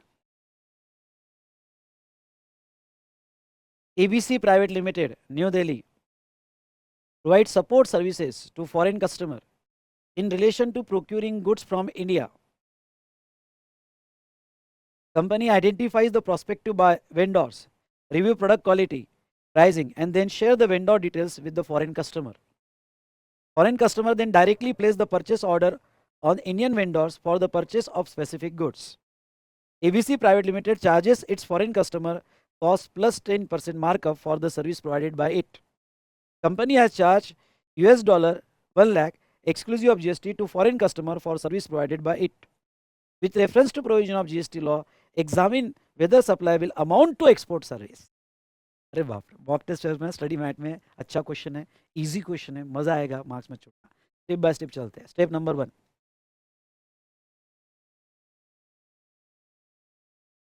ठीक है। Step number 1, LOS। बताओ ढूंढ के LOS किधर है, कौन है LOS? ABC कंसल्टेंट है, देखो ABC private limited new Delhi, वो सर्विस दे रहा है। क्या सर्विस दे रहा है देखते हैं। LOS न्यू दिल्ली, लेने वाला कौन है? Foreign customer. अब वो फॉरेन कस्टमर कहाँ का है वो नहीं दिया है, चलो फॉरेन कस्टमर लिख लेते हैं। तो लोकेशन ऑफ रिसिपिएंट फॉरेन, ठीक है। लोकेशन ऑफ रिसिपिएंट कहाँ हुआ? Foreign. Nature of service, service क्या है? सर्विस है facilitating customer for purchasing, facilitating customer for purchasing, facilitating vendor, sorry, facilitating vendor for purchasing, ये सर्विस है। वेंडर प्रोक्यूरमेंट भी बोल सकते हो आप, वेंडर प्रोक्यूरमेंट भी बोल सकते हो, जो फैसिलिटेट कर रहा है, अरेंज करके दे रहा है। अच्छा, उन्होंने क्लियर कहा है foreign customer then directly place the order on Indian vendors, यानी कॉन्ट्रैक्ट डायरेक्ट दो पार्टी में होगा, ये सिर्फ फैसिलिटेट कर रहा है, ये सिर्फ फैसिलिटेट कर रहा है। कॉन्ट्रैक्ट डायरेक्टली दो पार्टी का, क्लियर लाइन का है उन्होंने यहाँ पे। तो चलिए पहले तो बोलो, एक पार्टी इंडिया में, एक पार्टी इंडिया के बाहर है, तो सेक्शन कौन सा होगा? अप्लीकेबिलिटी ऑफ सेक्शन, लिखो applicability of section 13। Applicability of section कौन सा लगेगा? 13। डन। अगर सेक्शन 13 अप्लाई होता है तो वो सिचुएशन में यहाँ पे सुनो ध्यान से, नेक्स्ट लिखो डिटर्मिनेशन ऑफ पीओएस। पीओएस किससे आएगा? 13(2) जनरल है, बाद में देखते हैं। 3 गुड्स फिजिकली अवेलेबल नहीं, कि फैसिलिटी वेंडर प्रोक्यूरमेंट सर्विस है। 4 नहीं, 5 नहीं, 6 7 नहीं, 8 में वेंडर प्रोक्यूरमेंट इंटरमीडियरी, वहाँ मेरा दिमाग बैठ रहा है, इंटरमीडियरी में फिट हो रहा है दिमाग। 13(8) में होगा। 13(8) में इंटरमीडियरी सर्विसेज की डेफिनेशन देखो, देखो देखो देखो, इंटरमीडियरी सर्विस की definition, any agent, broker or any person who facilitate the arranges the supply of goods between 2 or more person, yes, foreign customer और इंडियन वेंडर, इन दो लोगों में वो अरेंज करके दे रहा है, फैसिलिटेट करके दे रहा है, यस, ये इंटरमीडियरी में क्लासीफाई होगा। अगर ये इंटरमीडियरी में क्लासीफाई होगा, आ गया 13(8) से पीओएस फिक्स कर दो। ओके, 13(8) से पीओएस फिक्स कर दो, कर दिया पीओएस फिक्स। क्या आया इसका पीओएस? बोलो। लोकेशन ऑफ सप्लायर, सप्लायर कौन है हमारा? ABC consultant new Delhi. Okay, supplier कौन है? न्यू दिल्ली, तो न्यू दिल्ली हमारा प्लेस ऑफ सप्लाई आ गया। चलिए, पर उन्होंने प्लेस ऑफ सप्लाई नहीं पूछा, उन्होंने पूछा ये एक्सपोर्ट सर्विस में आएगा क्या? तो अब एक्सपोर्ट सर्विस की 5 कंडीशन, पहले पीओएस निकाल के ऊपर रख दो, पीओएस दिल्ली में फिक्स हुआ। अब तो आप धीरे धीरे इतने मैच्योर्ड हुए, पीओएस दिल्ली में फिक्स हुआ तो वही आंसर मिल गया होगा। पर ये मैच्योरिटी प्रैक्टिस से आई भाई, पहले तो कुछ भी नहीं समझा आपको। ओके, जब मैंने टैक्स पढ़ाया, फिर उस टैक्स को अप्लाई किया धीरे धीरे, तब जाके समझ में आ रहा है नहीं आएगा एक्सपोर्ट। पीओएस बाहर कहाँ फिक्स हो, पैसा कन्वर्टिबल फॉरेन एक्सचेंज में मिला उसको, पैसा यूएस डॉलर में मिला, पर पांचों क्यूमुलेटिव कंडीशन है, नहीं आएगा। तो यहाँ पे वो इंट्रास्टेट हो जाएगा, इंट्रास्टेट में सीजीएसटी और एसजीएसटी है। बेचारा एजेंट फॉरेन करेंसी में कमा रहा है, तो गवर्नमेंट प्रमोट नहीं कर रही है बेचारे को, ठीक है क्या? तो स्टेप बाय स्टेप जो प्रोसेस स्टेप लिखी वैसा ही है। इंटरमीडियरी 13(8)(26) एक्सपोर्ट सर्विस की 5 कंडीशन। तो सबसे पहले तो यहाँ पे वो इंटरमीडिएट सर्विस में क्लासीफाई होता है, उसका place of supply new Delhi है, place of supply India, transaction does not tantamount to export service. ये ऐसा अब देखो, ये ऐसे 5 मार्क का क्वेश्चन आया तो छोड़ना मत, मुझे पूरे 5 मार्क्स चाहिए। ओके, ऐसा अगर आता है तो